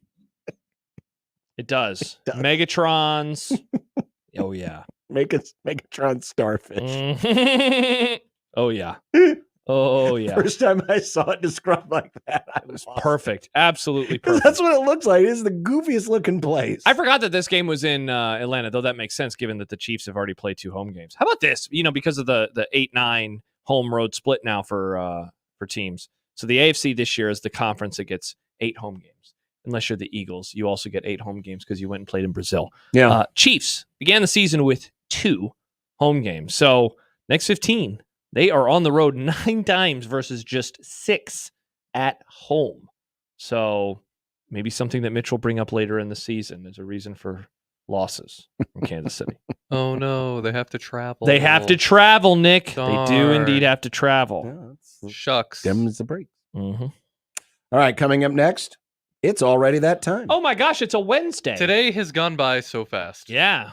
You've been doing a lot of stuff over there, Nick. Answering the phones. Who won the Storm Chasers tickets? I don't have his name on the All top right, of my never head, mind. but he won them. Congrats to Congrats. Tony, by the way, who won the 2,500. He was here. He was here taking his He was getting his here picture taking taken. pictures. Yeah. That's so cool. That is really cool. So And you could be next. You You could be could next. You can be still next. make picks. In fact, the Chiefs-Falcons game is one of the 10 games on this week's slate of selections. Larry, by the way. Larry won the Storm Chasers 4-pack. Congrats to Larry. Listen and again. maybe congrats to you. But first, you got to enter. So go to 1620thezone.com and get in now on the $25,000 4-quarter pick'em. We're giving away $2,500 a week over the next 10 weeks. Be like Kyle. $2,500 and a big check. Did he get a big check? It looked pretty big. Hell yeah. I've always wanted a big check. Take it to the bank. No, you I don't think you take You're all those to about the the bank. Venmo. I want the big Venmo. I do like Venmo. Big Venmo. I do But like it doesn't Venmo. take a pretty picture like a big check. It does not. Actually, I realize I have gotten a big check one time, but then, yeah, they Venmoed me the actual money. But I have the check hanging up in my office. Very cool. Very cool. Dumb debates, happy hour, next. 1620 The Zone.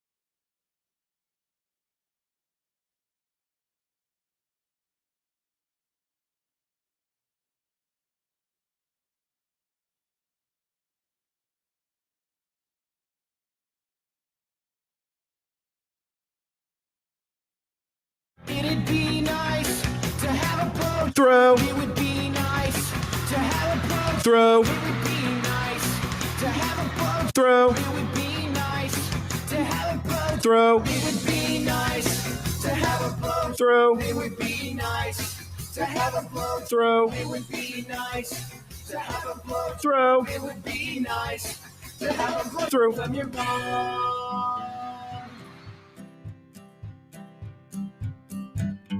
Listen, listen not to We Did Anyway, dumb debating. John's computer sucks, Macs are the only way, dumb debating. Fullbacks are running backs, hamburger steaks. Josh is too dumb to eat a cupcake. Mayo in a base. Does John like Nebraska or Creighton? Just three radio hosts on air, dumb debating.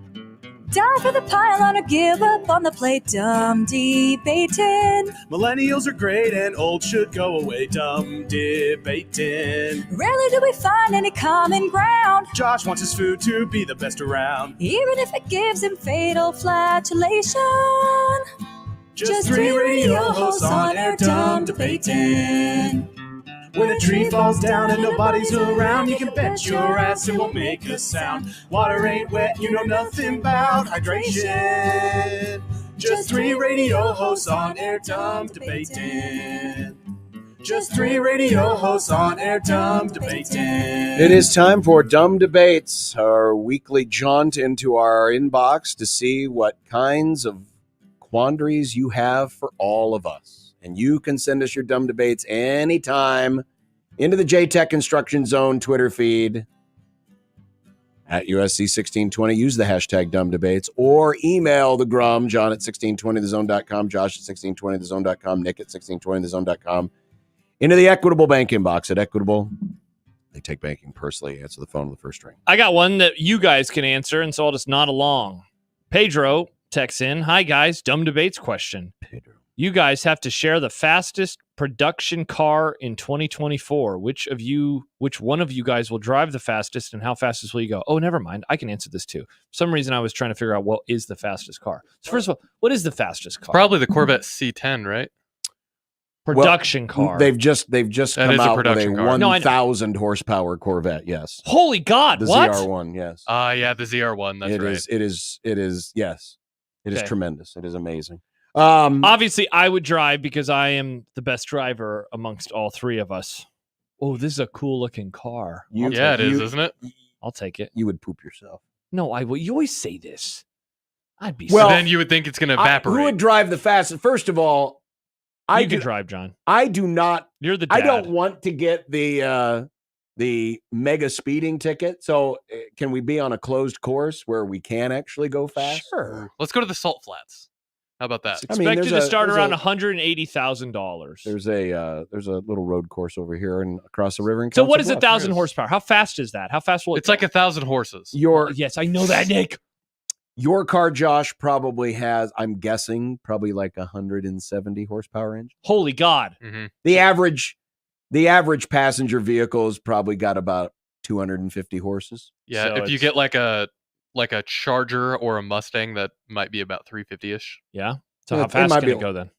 That car, it can Can it go over easily get 200? it can easily get to 200 miles. Holy Yes. crap. I You can believe drive it, John. 211 is what they have clocked it at its fastest. Not Do you think you could 311. drive 211 miles per hour? Again, if it's like a track like Daytona or Talladega, Just don't turn the wheel really fast.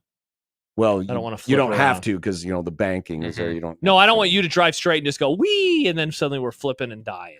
No, I wouldn't do that. Okay, good. I just want to make sure. I would like to push the envelope. Yeah. Oh, Oh, yeah. yeah. Absolutely. I would too. I like going fast. Sam says, what's John's crew said it coming from Lincoln? This could help inform the answer. John seems like a guy who drives 5 miles per hour below the speed limit. Hell no. But based on the way all you weirdos out there are, it feels like I'm doing 20 below. Nice. 'Cause I'm getting passed all the time. Usually I'm about 80. Wow. That's not like F1. Isn't the speed limit 80 now on the interstate? No, it's 75. It's still 75. It's always been, well, not I'm an always, out- but it's been I'm about 75 I'm for like- a very I'm- long time. I'm in the same range, by the way. I'm always an 80, 81 guy. Don't want to get up too high and get pulled over. Yeah, you can drive, John. By the way, You're I don't the dad know. of the I grub. don't know if you've all noticed this, Mm. but the police have been doing a lot more monitoring on the interstate between Lincoln and Omaha Have the last they? month or so. When I go on Friday, that will be the first time that I've driven to Lincoln in months. Particularly the closer you get to Lincoln, get your antenna up. There were literally 4 county, city, and state patrol within 10 miles of each other on the interstate near Lincoln today. Interesting. And I know all their hiding places. I know where you are. Not that I'm breaking the law, but I know where you are. Hockey Dad says you can get to 143 from 72nd to the Irvington exit on 680. Is he saying 143 miles per hour? Oh, that's fast. I've only been in a car one time where it's been over 100 That miles is an hour. ill-advised, folks. You're on high a school. public highway. You're not supposed to do that. Yeah, don't do that. Nick, this is for you. Well, Okay. Also for John, too. And then let's get Happer in because he's a Panthers fan. It's supposed to be for all of us. Well, I know, but you guys will be involved more. Chase Daniel, and shout out Mike for sending us this, has proposed a 3-team trade. The Rams get Bryce Young. The Dolphins I'm out. get Matthew Stafford. The Panthers get the Dolphins' 2nd and the Rams' 3rd rounder. Chase Daniel says it's really not that crazy. John, Nick, your thoughts? I do not want Bryce Young. No, pass. Next. Nick, do you Get want outta Matt here. Stafford? No, I don't think he would fit well with the Dolphins. Why do you always say this? Because they built that team Tua's around. brain doesn't I work get anymore. That. They built that team around Tua. But Tua is probably done. So you don't want Stafford for nothing? You are insane. Yeah. Matthew Stafford with Tyreek Hill with those players, they would. I'm not saying they'd win the Super Bowl because, it's obviously not the Rams, but I almost spit my water everywhere. Sad. You'd be crazy, man. Come on, Nick. What are you talking about? You'd be crazy. You're going to need a quarterback. No, I'm not saying he's going to be a long-term solution for you, but this trade is nixed. There ain't no way in hell we want Bryce Young. Get that out of here. Nice. No way. Max says, can't the Bugatti do like 250 miles per hour or something? Which Bugatti? Is that a production car? Does production car just mean for normies? Yeah, you can buy it. You can go to the dealership You can buy and a order Bugatti. it. You don't have the money for it, but you can buy it. I think their last one they released, they only made 100-something of them, and it's encrusted in jewels. What? Yeah. That's stupid. It's a car. It's a very fast car. Yeah, I know, but why do you want a car covered in jewels? I have no idea. It's that just makes to no flex, sense Josh. to me. To flex. I know, but I just want to whatsoever. drive. I don't need a jewel car. What do you got? Now you'll have to tell me because I'm trying to go back through some of the older ones that we haven't done, or at least I don't think we have done. Now I may have missed this, but Husker fan for life, Sky says you're supposed to create a 5-course meal for your significant other, but you forgot.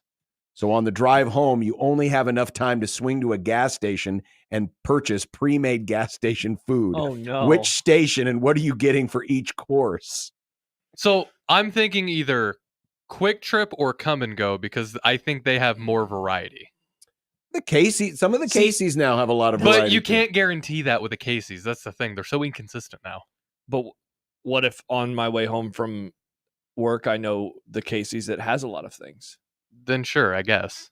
See, that's funny though. I mean, Nick, I like the QT option. The issue for me is that there is not a QT on the way home because that would be my pick as well with Casey's in the conversation because they have a lot of varieties of things. 5 courses. Okay. Give me these courses. So you obviously have an appetizer. Normally you would have a salad. Appetizer, salad. Entree. Dessert. What's the 5th course? Yeah, what's the 5th course? 5-course meal. We are Is obviously. there a pre-appetizer? Hors d'oeuvre, there is hors d'oeuvres. So finger foods, and then the app, and then a salad, then a main course, and then dessert. Now, I wish I knew a little bit more, but I'll the new gas station. It's what is it called? Speedy Mart. Oh yeah. It's at the Greenwood exit. There, the 420 exit. Nice. They do some rockin' chicken fingers. There you go. So that's your main course. But they don't have like the variety of like the Quick Trip and the QTs over here on the interstate. The Come and Go they've got the full deli thing, and a lot of the Casey's do. I mean, if I'm thinking of a Casey's, obviously the pizza's in there somewhere. Yeah, if you're doing Casey's, that should be the entree. We shouldn't box ourselves into just the warmer food though, because Come and Go, they also have sushi and they have sandwiches, prepackaged sandwiches. Gas station sushi. I mean, it's something though. You see, this is where young Josh would be benefited by Popeyes. Buc-ee's. Buc-ee's would be because perfect. Buc-ee's literally Nick, you could do a real 5-course meal. Nick told me, but that's not a gas station. It's more than a gas station. Well, Casey's is a thing. It's a way of life. It is. Well, Casey's He's wearing the stupid hat. Yeah, I am. Hell yeah. Good Lord. This is why, this is why Husker fan for life. This is why we need a Buc-ee's here for problems just like this, that you're driving home and you promised a 5-course meal, then you forgot, and you got to stop at a Buc-ee's. You're going to come home with the brisket and then probably those pickled eggs that they do and those Buc-ee bites, those Buc-ee nugget things. And then they've got fudge. You can get chocolate-covered nuts. Chocolate-covered nuts. I mean, you could take care of the whole thing. Buc-ee's is perfect. A couple comments. Justin says, what about the Hy-Vee Fresh Market? Jeff says, no brainer, Cubbies, fresh meat, and veggies. Ooh. Yeah, Steve's in the YouTube chat. He also mentioned Hy-Vee. Does the Hy-Vee's gas stations, do they... He said they have full Chinese meals and pastas and pizzas and a full deli. Oh, I did not know that. Yeah, there's your answer right there, because you got the Hy-Vee right there. There's a Hy-Vee on the way home to me. They feed. That feels like cheating. Almost. That almost feels like cheating. But that's why they do the gas station. You just celebrated Buc-ee's, but going to Hy-Vee's gas station is cheating. Because Buc-ee's isn't known as a supermarket first. Hy-Vee has been a supermarket, and then they're like, but also that's gas. weak. That's garbage, Nick. Garbage opinion. Hy-Vee's my Rick answer. says, a random dumb debates topic. Hello, Rick. Which one is better to start a sentence to remind someone of something they need to do? So wait, reread that, please. So you're starting a sentence to remind someone of something they need to do. Oh, awesome. Do you start the sentence with, don't forget, or remember to? Or you can do what John and Josh do and just start singing. I was going to say the same thing. Now, is this, are we being a-holes when we're trying to remind somebody, or is this being done earnestly? No, this is being question. done earnestly. Okay, so if I... And I would concur that if we are reminding Nick that he's not forgotten someone, that the singing method... It's a great method. It is really It's fun. a very kind way of not being a jerk. Yes. It's really funny, It's a very important... And you get to hear us sing. Tibbs says, I remember the singing. It's good to know that you did it to him, too. we developed the singing for Stibbs because there was a period of time where Josh would just literally backseat produce. Yeah. And he was just like, Stibbs, you need to do this. Stibbs, you need to do this. And then Stibbs would eventually get to the point where like, you want to come over here and produce this thing? To be fair, during one of the commercial breaks today, I said, hey, Nick, don't forget blank. And he said, thank you, Josh. I had forgotten blank. So sometimes we need to put our foot down. So I guess I just answered the question. Don't forget is what I say. Maybe it's a time limit thing. Because if you say something like that, that's when there's not a whole lot of time I think I'm a don't left. forget. I'm a don't forget guy. Yeah, don't forget to unload the dishwasher. Don't forget to take out the trash. Don't forget. Yeah, I'm a don't forgetter. Yeah. What was the other one? Remember to. Yeah, remember to seems a little more positive. You got to remind him. So remember to doesn't don't feel forget. as natural as don't forget to me, but I don't. Yeah, I agree. Yeah. I agree. Maybe I'm a don't forgetter. Travis just said Buc-ee's is overrated, by the way. You're overrated. Shut up. Yeah, Travis. Nice. Shut up, Travis. Nice. You don't have the beaver. Mustache Adam points out, tone is really the important factor on saying don't forget or remember to. You can say both earnestly, but if you give it in a snarky tone, you can be an a-hole saying both. What if you say them when you're singing, don't forget to call our guest? Stibbs just got nom-flash. I mean, singing to remind people of a very important thing is very helpful, useful, and it's fun. Catchy. Like fun. Check the back seat. Stibbs just there you go. Catchy. Check the See, and back Stibbs seat. wrote Michael Brunts with a bunch of musical notes around it. And when John sings, it's a very specific way. It's not, he doesn't sing the theme song. It's just Michael Brunts. I love it. It's very good. Yeah, it just We're nothing if not consistent. we're consistent and well, we're just weird. Johnny Pig is on one. Again? If you had to pick one, which would you rather? That your rear end splits horizontally or your eyes split vertically? So, of course, you blink your eyes split horizontally. Now they would split vertically, and your patukas would no longer. You wouldn't have side cheeks.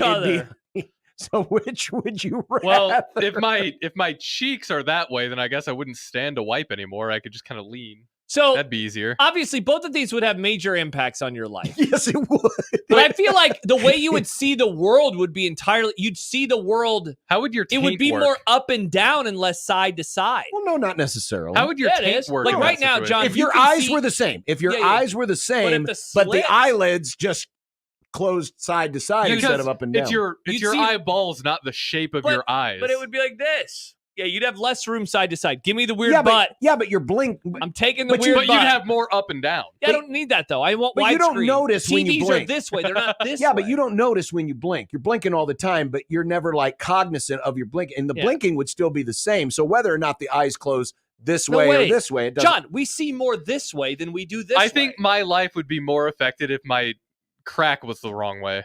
Also, how would the taint work in that? Would you even have a taint? No, you're taintless. You just wouldn't have a taint. Yep, it's just a weird No, old it body. just- Grundle for you. Man, I'm a runner though. What would people think? They see me in my shorts. They say, "What's going on with that guy's butt?" What are you, short see-through? Well, I have some half tights that are very tight. Oh yeah. Oh, so you Show want off people? the So you want people? tuchus. Nothing at all. You want people to Nothing at see? all. I mean, to they see can- your very, very, They very, can see. They're very probably like small They're camel probably toe. like, look at all that. Hey, they're like, wow, it's so big and muscles. Look at that strong butt. Yeah, That's disgusting. So you're going to go I'll over show you to a picture Boston. of me in my half No, tights. I don't want to see this. No, I I got a do not photo. want to see any more than I need to. It was last You year. should wanna be see- wearing regular shorts like regular people. You don't want to see sexy Flanders Josh? No, I do not want to see Josh's. The definition of Josh's butt. I'm Very going to go handsome. the eyes, by the way. My life would No be way. affected too much by People will the see weird you. butt. People will see you. They'll be like, wow, look People at that. will see your butt. No, Yeah, what look do at you do? Walking Look at those around half naked? tights, John. Look at So, those. John, are you picking butt or eyes? I'm probably picking eyes only because, well, think about it. There's a natural, the reason why the natural split is there is because of how it connects with your Yes, your legs. body. Yes. And so Yeah. now your legs are going to be all messed around with, right? Mm-hmm. And then you're sitting down. Sitting down would be very different. Yeah. But your peripheral vision, as Jed points out, would be limited. I think No, you are no, no, underestimating how eyes work, John. I think you're underestimating how blinking works. It's fast. it's You not don't about see it. no, John. It's not about the blinking. It's about the shape of your vision. Caller Trevor just had a really good argument against the butt. Yeah. If you go down a slide, it's going to go. I'm 36. I don't go down slides anymore. Oh, you've never. I'm not a child. You've never had a slide. I don't think I'm allowed at parks. I'm an adult male. I don't go to parks with kids. I'm allowed at them. I just don't go to them. Edit that out of the podcast. Nope. I'm very normal. I don't. That's marked. Don't mark it. It's marked. Now it's going to be in a promo. Not great. Listen, even if I am to buy your theory about the peripheral vision, I would still do the eyes because think of how often you're sitting down. Yeah. And how much that's and think about you in running. Yeah. See, now maybe I need to go with the eyes thing because that would be a game changer. Because now your cheek is going to be up against your hammy, right? Yeah, it probably wouldn't be good. Yeah, and so maybe more and so cushion. you're running, everything would be thrown off. It would. Also, the wiping situation would be hard. Oh, like yeah. Be a your pain in the ass, your no pun hands intended. don't go that way. Yeah. Yeah, and think about it too. Oh yeah, Nick Also- standing up, that'd probably be good for you, you freak. Would you have to get like double hand the toilet paper? And where does the horizontal crack begin and end? Around Are your, you- it's just I mean, around are your you body. talking- Around the I mean, are we waist, going right? from like It hip looks like socket lips. to hip It socket? looks like lips now suddenly on your backside. It'd be butt lips. Yeah, exactly. Yeah, it'd be because hip the to hip. way we're formed right now, there's just kind of a natural start and an end point. That's Mhm. true. Right? But if you're going side to side, where does it begin? Where does it end? Mm-hmm. Dave says a horizontal butt would allow you to do Canadian South Park impressions a la Ace Ventura. Hey, Terrence. Jesse says if you had a sideways butt, though through your pants or running pants, people would probably think you lost a ton of weight and say good for him. Oh, there you go. It could end up being a positive for you. But then they'd see the other bulge and they'd be like, "Are you okay?" Now, what's going on over there with your ass? We got some hit. And how would hemorrhoids work in that situation? Oh, man, hemorrhoids, not great. So it'd be harder to sit too. Like I feel like you'd be rocking side to side with Bounce how the would be cheeks bad. are. Yeah. Bounce running would be bad. Bounce pooping would be bad. Yeah. I feel like you'd be sliding all over Yeah, the Toilet seats aren't shaped that way. I guess I have the eyes. It changed my experience at movie theaters. Johnny Pig, I don't know where you came up with that one, but that is how high were you? That is a 1 in a million right there. Aaron and Papillion says, which is worse, nose hair or ear hair? I don't know if I have ear hair yet. I have ear hair. I don't like nose hair. Nose hair annoys me. I have a little trimmer, and I try to get rid of it once Those every couple things of weeks. don't work. Dude, they don't. Thank you, John, because they get some boogers in them, and then it screws them Okay, up. well, I'm glad you said that because I've been wanting to get They're one. a real rat. I mean, like, they work for, like, a half of a year, and then eventually they get boogers in them, and it's just Like at some point, it's not just as easier to pluck, right? Yeah, that's what I do. I just pull out 3 at a time or so, and then I cry. It Yeah. always makes my eyes water. See, up. and I hate my ear hair, but I think my nose hair is a little more I intrusive. don't have any ear hair. The problem with my hair and the color it is, it's sometimes hard to see if I have ear hair. Which is kind of a blessing, actually. So it has to be in just the right light, and I'm looking oh. look, there it is, and there it is, and there it is. I don't have a lot of ear hair, but sometimes I'll have like a long ear hair, and that makes me uncomfortable. I don't like that. Which is more if you run into an old who just has given up on Doesn't care about which is more Great of a question. distraction, the excessive ear hair or the excessive nose hair? My grandfather, I love him. It looks like he has cotton balls in his ears. Yeah, I think ear hair is more like, whoa. Because, like, you have, like, mustaches, right? Like, there's all this hair that is right near the nose, so it's like, that's not a big deal. But when you see, ear hair just kind of hanging out. Like, how do you hear? Yeah, exactly. Well, it explains a lot, though, doesn't it? Well, and a lot of it, too, is, obviously, as you get older, you lose hair on top, so it stands out more. It How definitely do you trim does. ear hair? Is it Again, you just take are the there- thing, yeah. Okay. It's the same as the nose trimmer. See, and I don't right? wanna But I hate those things. shove you a don't- trimmer so in I my just ear. use the regular trimmer, and I just like. Oh, yeah? And so it's in the ear, in, like, that part? Well, where's the I ear mean- hair at? Yeah, Well- my ears are bald. I Smooth as eggs. I have hair, some hair, like peach fuzz in my lobe, but some of it grows like inside. Oh, wow. Yeah, I don't have Yeah. any of that. That's nice. It's I'm a annoying. hairy boy. It's annoying. Nick is. I remember, I mean, your chest will sometimes show itself on the camera, and it's like, whoa, Nick has a lot of chest hair. Wow, it just kind of died. I'm still stuck on the butt question. Johnny Pig, another one. This is a sports one. Oh, Can Travis Hunter win the Heisman if Colorado doesn't win, thus joining Paul Hornig as the only Heisman winners from losing teams? I think Travis Hunter will only win if He's not a quarterback. good. That's good, Nick. Well no, played. but he is in a unique spot where if you play as many plays as he does on both sides of the ball, you play a sexy position like wide receiver. You And a sexy position like cornerback, too. you definitely have a shot. Needs more touchdowns, I would say. The problem is the Heisman has become the best player on the best team award. That said, almost. if someone's going to break through and do it, this is so unique. He right now has 342 receiving yards. That is bonkers. He has 5 touchdowns. That is also bonkers. He is a good player on the defensive side of the ball. I'm trying to pull up his stats. He has right now 1 interception. He needs more splash plays on defense, but he plays so many plays that if anyone could do it, it could be him. And you know what? It would honor the award, best player in college football. He is one of the best players in the sport right now. I think it'd you be mean cool. like they honored the award by not giving it to Ndamukong? But hey, I'm not going to be mad about that when they could fix it by giving it to him. I think it'd be cool. Well, you know they what, wouldn't though? fix it. It would just be a token. And I think here's they the have other to- thing. He has to overcome being on Deion's team. I actually think that works against him. Who was See, the I last- was going to ask the question, does it work against him or because you I think have... people are so annoyed by them. Who was the last non-QB to win the Heisman again? Devontae Smith, right? He won it a few years ago as Okay. wide receiver. Now, before him, it would have been a running back, and that would have been, was it Derrick Henry in 15? Yeah, it doesn't really happen very much anymore. I think it works. It used to be running backs all the time. I think it works against him. I think people are so annoyed by Colorado that him winning it would be like, wow, people really respect and like Travis. And I think that's the thing. But you're People forgetting, like Travis Hunter. But you are forgetting that the Heisman basically allows, and I know there are legitimate Heisman voters who actually do take it seriously. So I'm not talking about you, but there are And he many does mean others you. who have a Heisman vote that have no freaking idea what they're doing. Fair. Very fair. And those are the types of people that would probably be more apt to vote that kind of emotion. Yeah. Either I'm a big Prime guy because I think it's cool what he's doing, or I can't stand him. Yeah.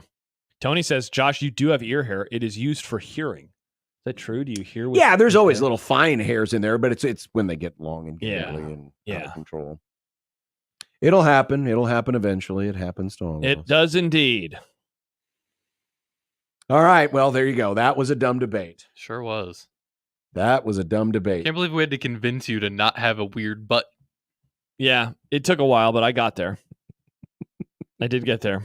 I don't know, just. But I think John's imagine- underestimating imagine- how much it's going to change your vision. Your peripheral Yes, vision. but you're is a game underestimating how much it's going to be changer. Change my annoying. running. Yeah, it'd be bad. You'll never hit your head on things. But though, think now. about this: you could be the first person to qualify for the Boston Marathon with a sideways horizontal butt. split. Oh, you know what? Along those lines, somebody did point out that your what did they say? It would look like a belt if you had a little brown streak going on across your pants. So that's something to think about. By the way, Riley says this is why anyone betting on Shedeur to win the Heisman is throwing money away. If Shedeur has a good enough season to be a Heisman contender, it almost necessarily means that Travis is more worthy of the Heisman. No, Shedeur is not winning. He won't. Shedeur isn't going to win the Heisman. No. Travis Hunter, let me pull up his odds, which I meant to bring this up with you last week. How about the fact that in an interview we did, there was an earnest Heisman question on this show for the first time in I don't know how many years when Michael asked Ari about the Heisman. Travis Hunter plus 3,000. Wow, it looks like he has like the 15th best odds. Wow, to win the Heisman. Who's leading? Cameron Ward from Miami. Cam Ward. He is at plus 450. Jalen Milroe plus 600. Let's see, where is Dylan Raiola? Dylan Raiola's plus 7,500. He's not going to win it, but something to keep an eye on. It'd be cool to have a freshman Heisman winner. And that's Dumb Debates. Coming up, we still have some content. Lovely. And more. 1620 The Zone.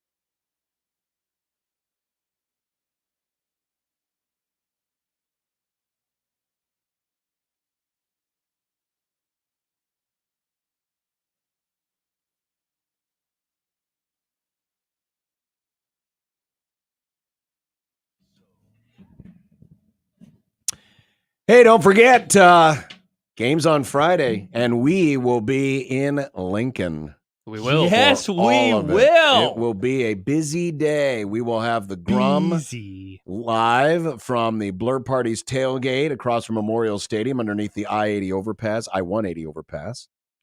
John From and 2 I to 6. John and I will be there for the second time this season. Yeah, cool, Nick. I'll be there for the first. It'll be cool, though. Also, okay, come on now. And also, then after the game, Big Red Overreaction again live from the North Bottoms, where Nick better have a contingency plan just in case it's raining. have that contingency plan, Nick. I hope so. We're going to John's house. Also, we'll do it from the grill deck. That's a little far away. Kent Walgamot Didn't make it in time. will be on as always. Also, Todd Furman, he had to move off of tomorrow, so Todd will join us on Friday as well. So that'll be very, very fun for the Grum. It'll be an electric 1620, the pre-Grum. It's going to be awesome. Is that what we're going to call it? Can we call it the pre-Grum? No, it's 1620, the pregame, remember? No, it's Unsportsmanlike Conduct on 16. I read the commercial, 1620, the pregame. Well, either way, we'll be there. So if you're looking for that thing to do, just think about it. You know, most of the time, you know, you're driving to the stadium and you're like, oh, there's nothing to listen to.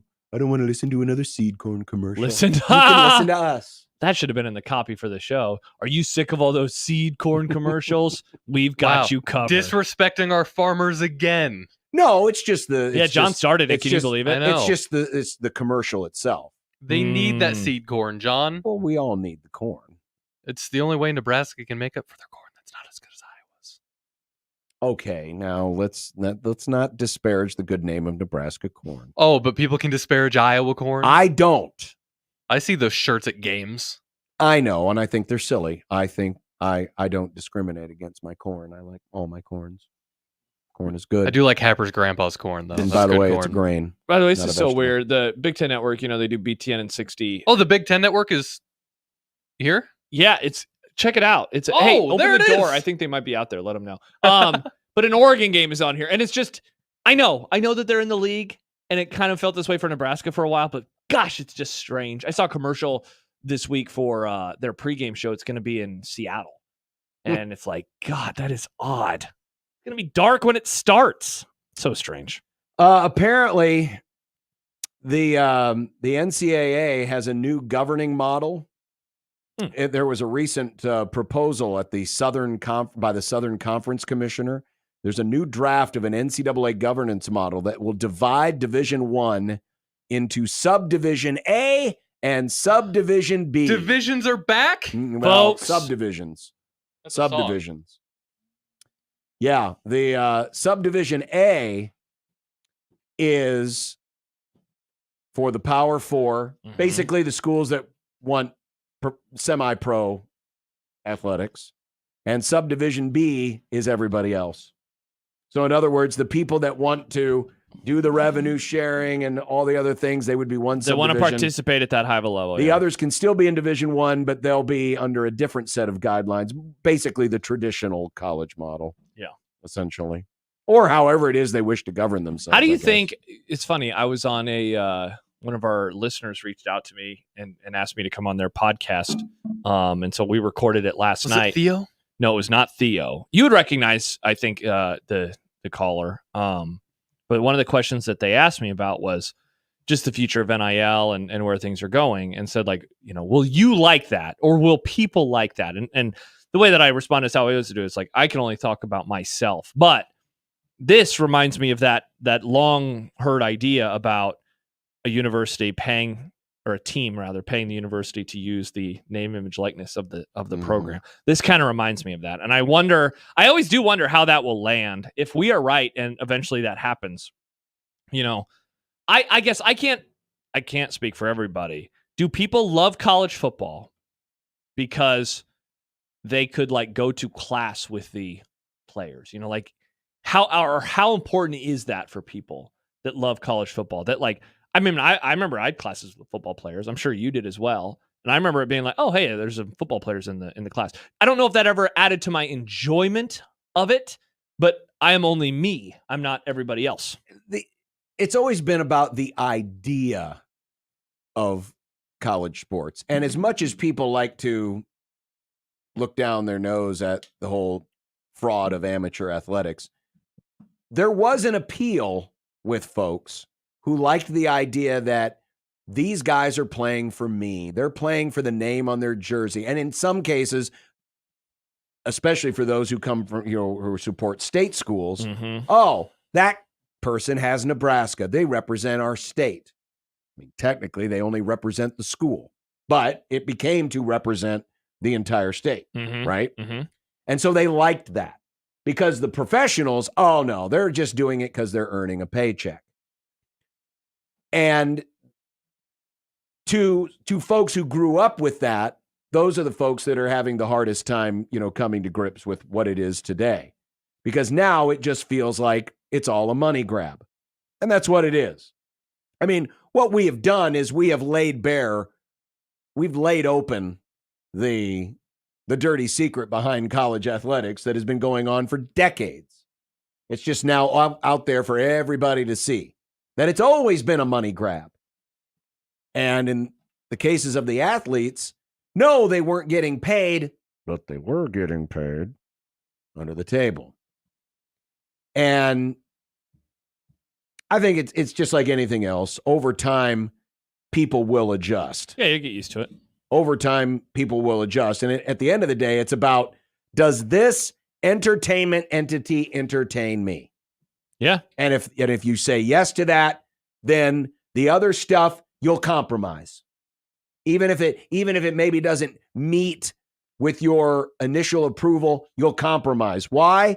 Because you enjoy the entertainment that it gives you. For sure. Simple as that. 100%. I mean, why do people like the NFL, for example, when, heck, this week we've been talking about it. 6 days ago, Tua has another concussion. It's like, it's the bargain that we make, right? Like that people's lives can be ruined and it can change their mental makeup. Like it can literally change it. But we love the sport, and we love watching it. And so, yeah, you bargain with everything in life. Sure you do. And this is just another Everything one of those has bargains. changed. Yeah. Right? Everything has changed. Movies have changed. Television has changed. A lot of things have changed.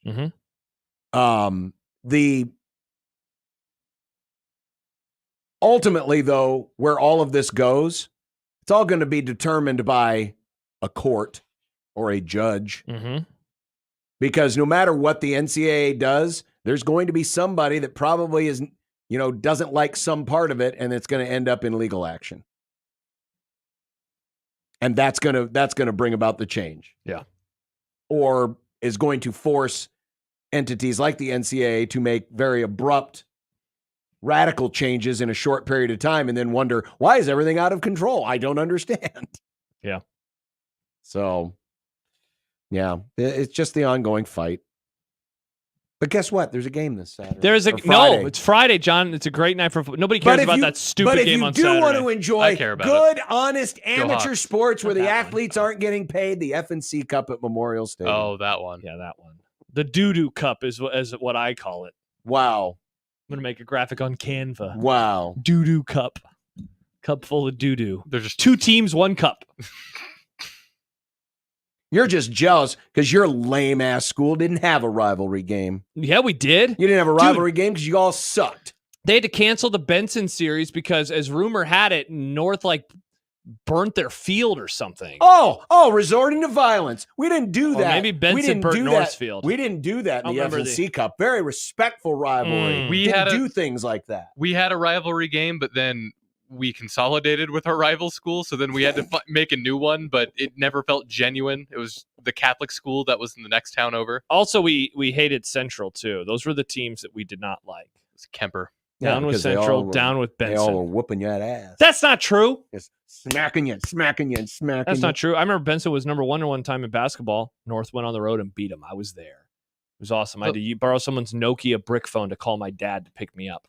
Yeah, but you didn't play for a cool trophy like the FNC. I did not. It was really cool, though, to see the birth of a new rivalry, because I remember the day it happened, because it was Kemper. That was a school. Yeah. There was a basketball game, and a bunch of them wore cowboy boots and stomped holes in our bleachers. Wow, and monsters. That's the day a rivalry was born. Yeah. Hick's gonna hick. They didn't have to pay for it either. Wow. Weird, 'cause they had the Farmers money. getting subsidies. Classic. It was Hick's gonna hick. Meanwhile, you guys are burning other It fields. might have been Benson that burned the field. I don't remember. This also could be an old wives' tale. Could Which be also is a Rumor thing that a lot of has it. Hicks do. The Hicks down in Kansas, they Oh, burn the I fields all the know, time, and then we it smell smokes it. us out. Yeah, and the weather app is like, don't go outside. Well, Kansas is doing stuff again. Coming up in content, What do we have today, John? a Woj bomb went off, and it killed the Woj. You monster. wow, it's like a World War II kind of Woj bomb. Vietnam. We're watching that movie for Friday. Yes. Platoon. Yes. Anything else? There'll be other things. All right, You'll see it. perfect. 1620 the zone.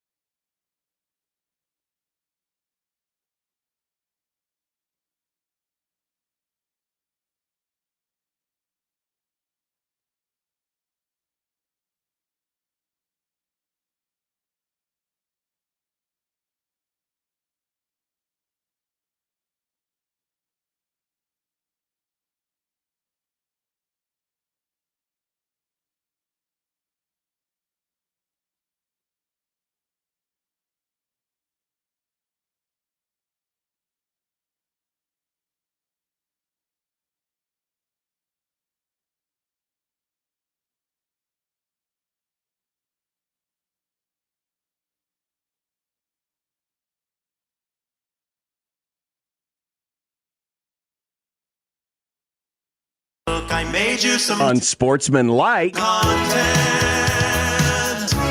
Unsportsmanlike content. Unsportsmanlike content.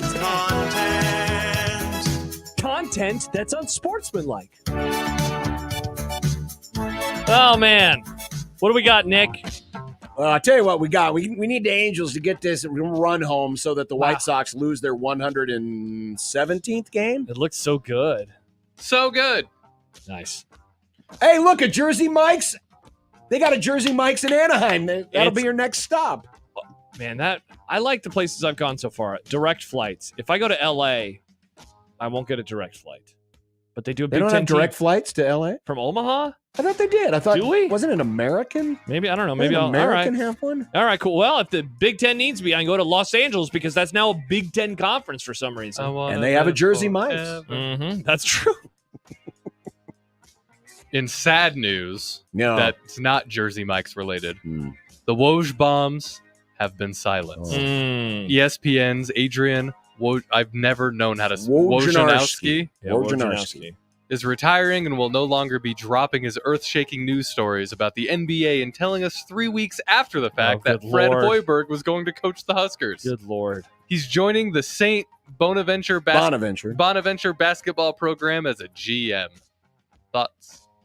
This is really interesting given, his How much he was making? stature, how much he was making, what he was doing, who he was doing it for, how much his reputation. I mean, he is like, he's the first name in NBA breaking news, and to just abruptly leave, and he's going to join his alma mater and work behind the scenes in college basketball. It's a really, and I'm not saying it's a bad decision. It's just a really unique decision for someone like this, just to say, yeah, I'm really good at this one thing, and I'm just going to give it up now and go do something else. Yeah, how about this from Andrew Marchand?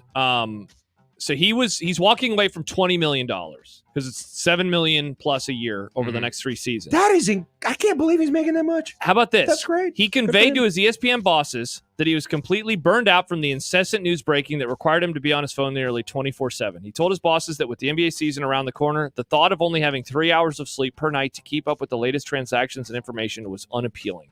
He thought he could have gone on for one more season, but the St. Bonaventure job excited him in a way that news breaking no longer did.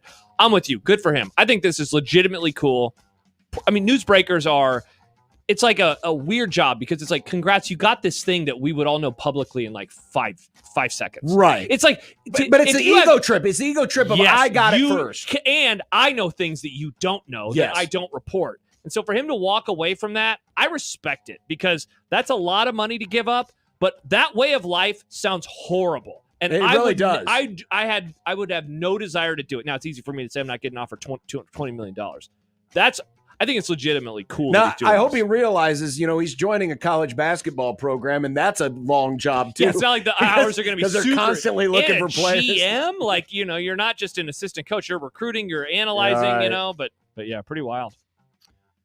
According to reports last night, talks between Clemson, Florida State, and the ACC have ramped up in recent weeks. According to ESPN, FSU and Clemson would get greater share of revenue to schools based on brand valuation and television ratings, as well as potentially alter the expiration of the league's grant of rights in exchange for the Tigers and the Seminoles dropping their lawsuits against the conference. Man, I love run-on sentences. Hey, I just copy and pasted from the story. You mean Nick copy and pasted? Nick, you copy and pasted from the story. You did a great job. I love plagiarism. Is all about to be okay? I think so. Maybe. It is funny that, like, this is what Florida State and Clemson wanted a couple of years ago.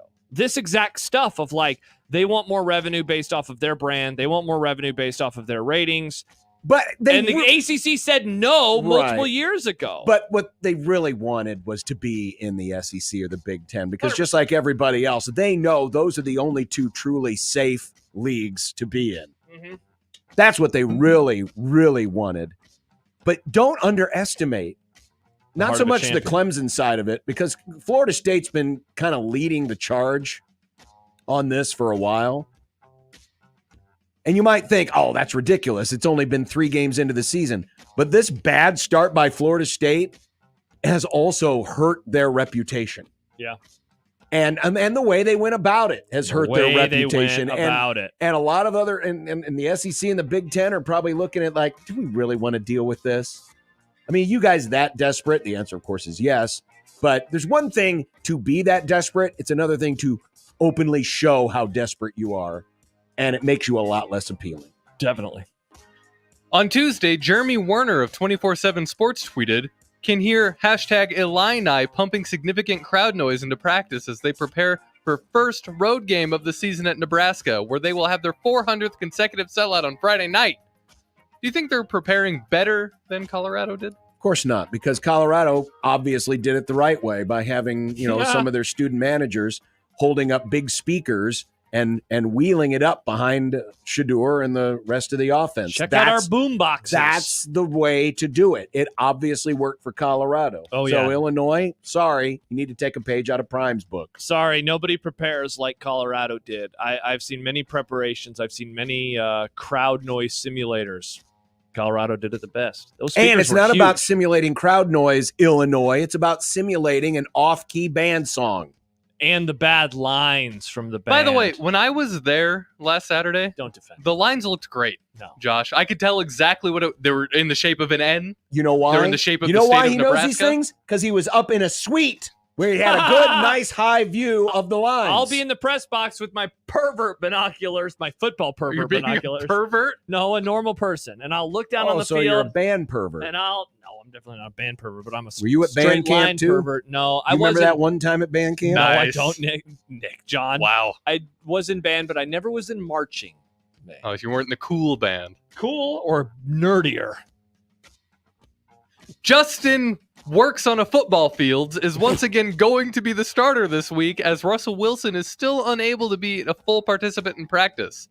At what point is Fields the guy without any strings attached? If he keeps winning, I mean, certainly they're not going to go away from him. But like their offense has one touchdown through 2 games. Like watching Steelers games is a tough hang unless you really, really like defense. Yeah, and you do. So you probably love the Steelers. They also have played. I mean, I guess the Falcons are now 1-1, so that's congrats on that win. But they played the Broncos. They have the world's best coach this weekend. Go Chargers, go! Then they have the Anthony Richardson lives Colts. Wow, you always talk about the Cowboys having an FCS schedule. Look at this schedule: Chargers, Colts, Cowboys, Raiders, Jets, Giants, Commanders, and then finally mid-November the Ravens. And maybe they're not even good. Good Lord, Steelers could be like 13-4, but bad. I don't like it. They'll lose in the playoffs. No worries. Speaking of the Cowboys, unless John had a quick take. No, I'm fine. I mean, this. I don't know if Tomlin changes things up. If they're still winning, I don't think they're going to change things up. How about this headline from Tim Don't Call Me Coleslaw Colashaw of the Dallas Morning News?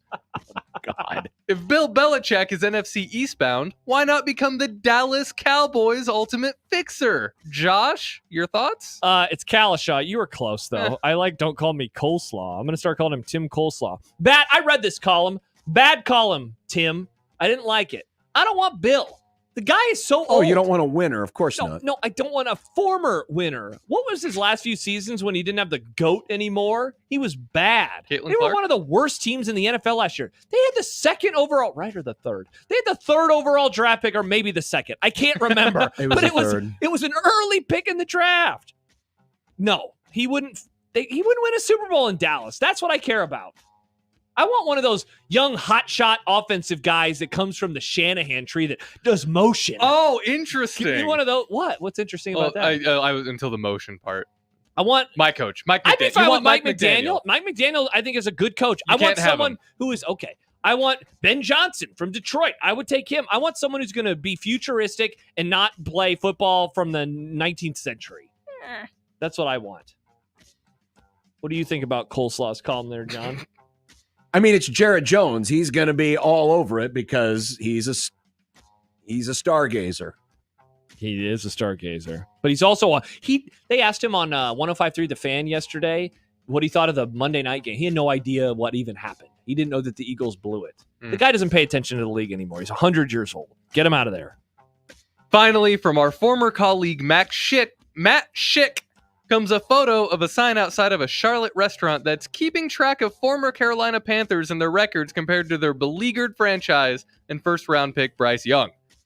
Yep, there's Matt Rhule's 3-0 record listed right there. So there it is. You got Mayfield 2-0, Darnold 2-0, Rhule 3-0, Young 0-2. The thing I noticed about this restaurant, there's two signs. It looks like there's two restaurants there. The first one is Two hot Big restaurants. Chill Dining and Dancing. That was a movie. I never saw it.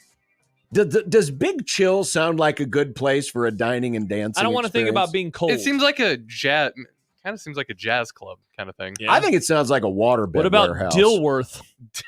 Dilworth, the neighborhood grill. Hey, honey, do you have my good shirt? Let's go to Dilworth. Get me my Dilworth shirt, dear. It's time for our Tuesday dinner. Wonder if Dilworth is any good. By the way, John, you were correct. I looked up flights from Omaha. Yeah, I thought they had a direct. Now, I decided to look up ones for the third Friday in November, just in case the Big Ten Network reaches out and says, hey, do you want to come out for the USC-Nebraska game? Big Ten Network, I'd love to do it. Omaha to LA, 3:25 p.m., and I'd land at 5:04. So I'd miss the show. I apologize. But I'd land in LA, and it is an Alaskan Airlines flight, as you said, 3 hours and 39 minutes. No, I expect this out of John to miss the show because he's on a plane, but you? Well, Nick, if I get to go to a football game and they pay me, I like doing it. I would feel bad about ditching you guys. Let's see if I can do any with one stop. There's one that's only $227. First of all, Minnesota's not playing, so you're Minnesota. not going anywhere. Yeah, like, man, all these flights suck in terms of missing the show. Oh, here's one. Oh, wait, 11:05 a.m. there is one Look at here. you. You're looking up flights for things you don't even know you're going to be going to. What if they ask me, though? Here's one, John. I'd leave Omaha what at if they 5:30 don't? a.m. Well, then I won't do it. I'd leave Omaha at 5:30, and I'd land in L.A. at 9:04. So it'd be 11 a.m. here. Perfect. I mean, what, traffic there would only take like 2 hours to get anywhere, so it'd give me an hour to prep. Perfect. It'd be great. I'd just prep on the flight. I'll get Wi-Fi on the flight. That even allows you a little bit of time to get some Jimmy John's. Oh, I'm sorry, Jersey Mike. Jersey Mike's, John. Jersey A Mike's. sub above. Yeah, indeed. Speaking of food. What's for dinner is next on 1620 The Zone.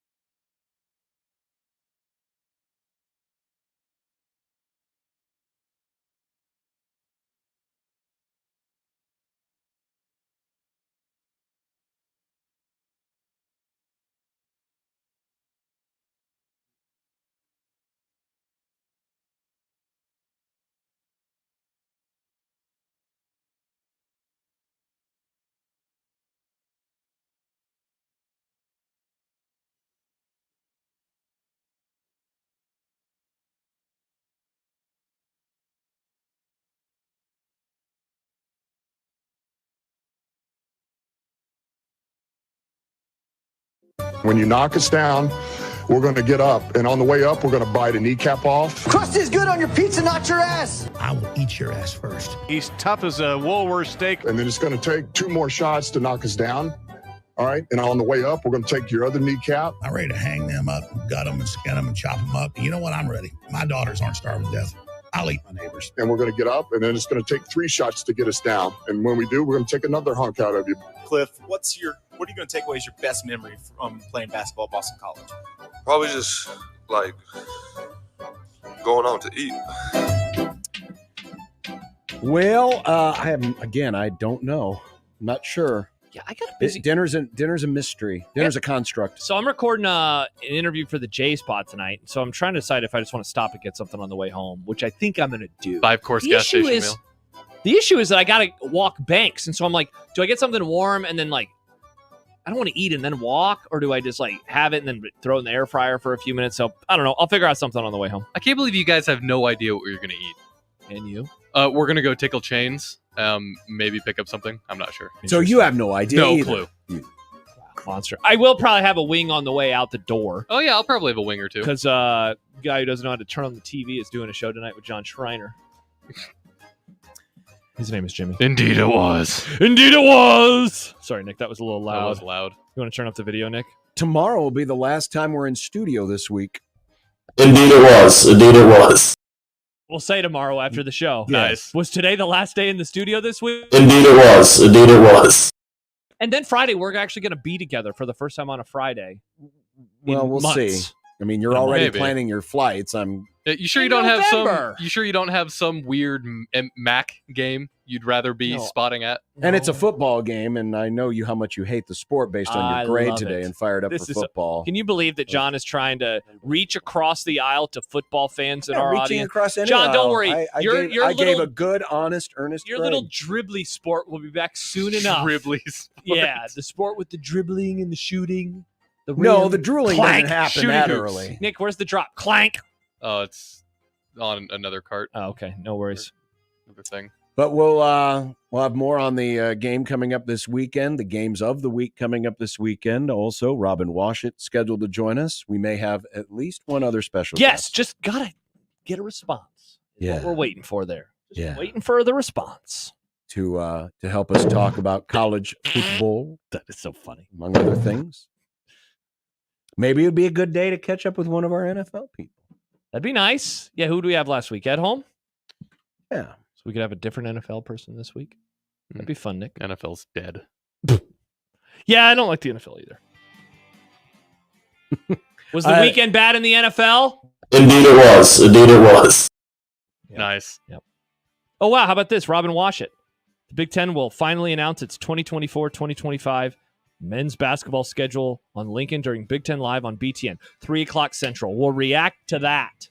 Nebraska basketball I can't wait because schedule. Josh will get triggered about that. I can't believe we're talking about I will. basketball. I'm triggered.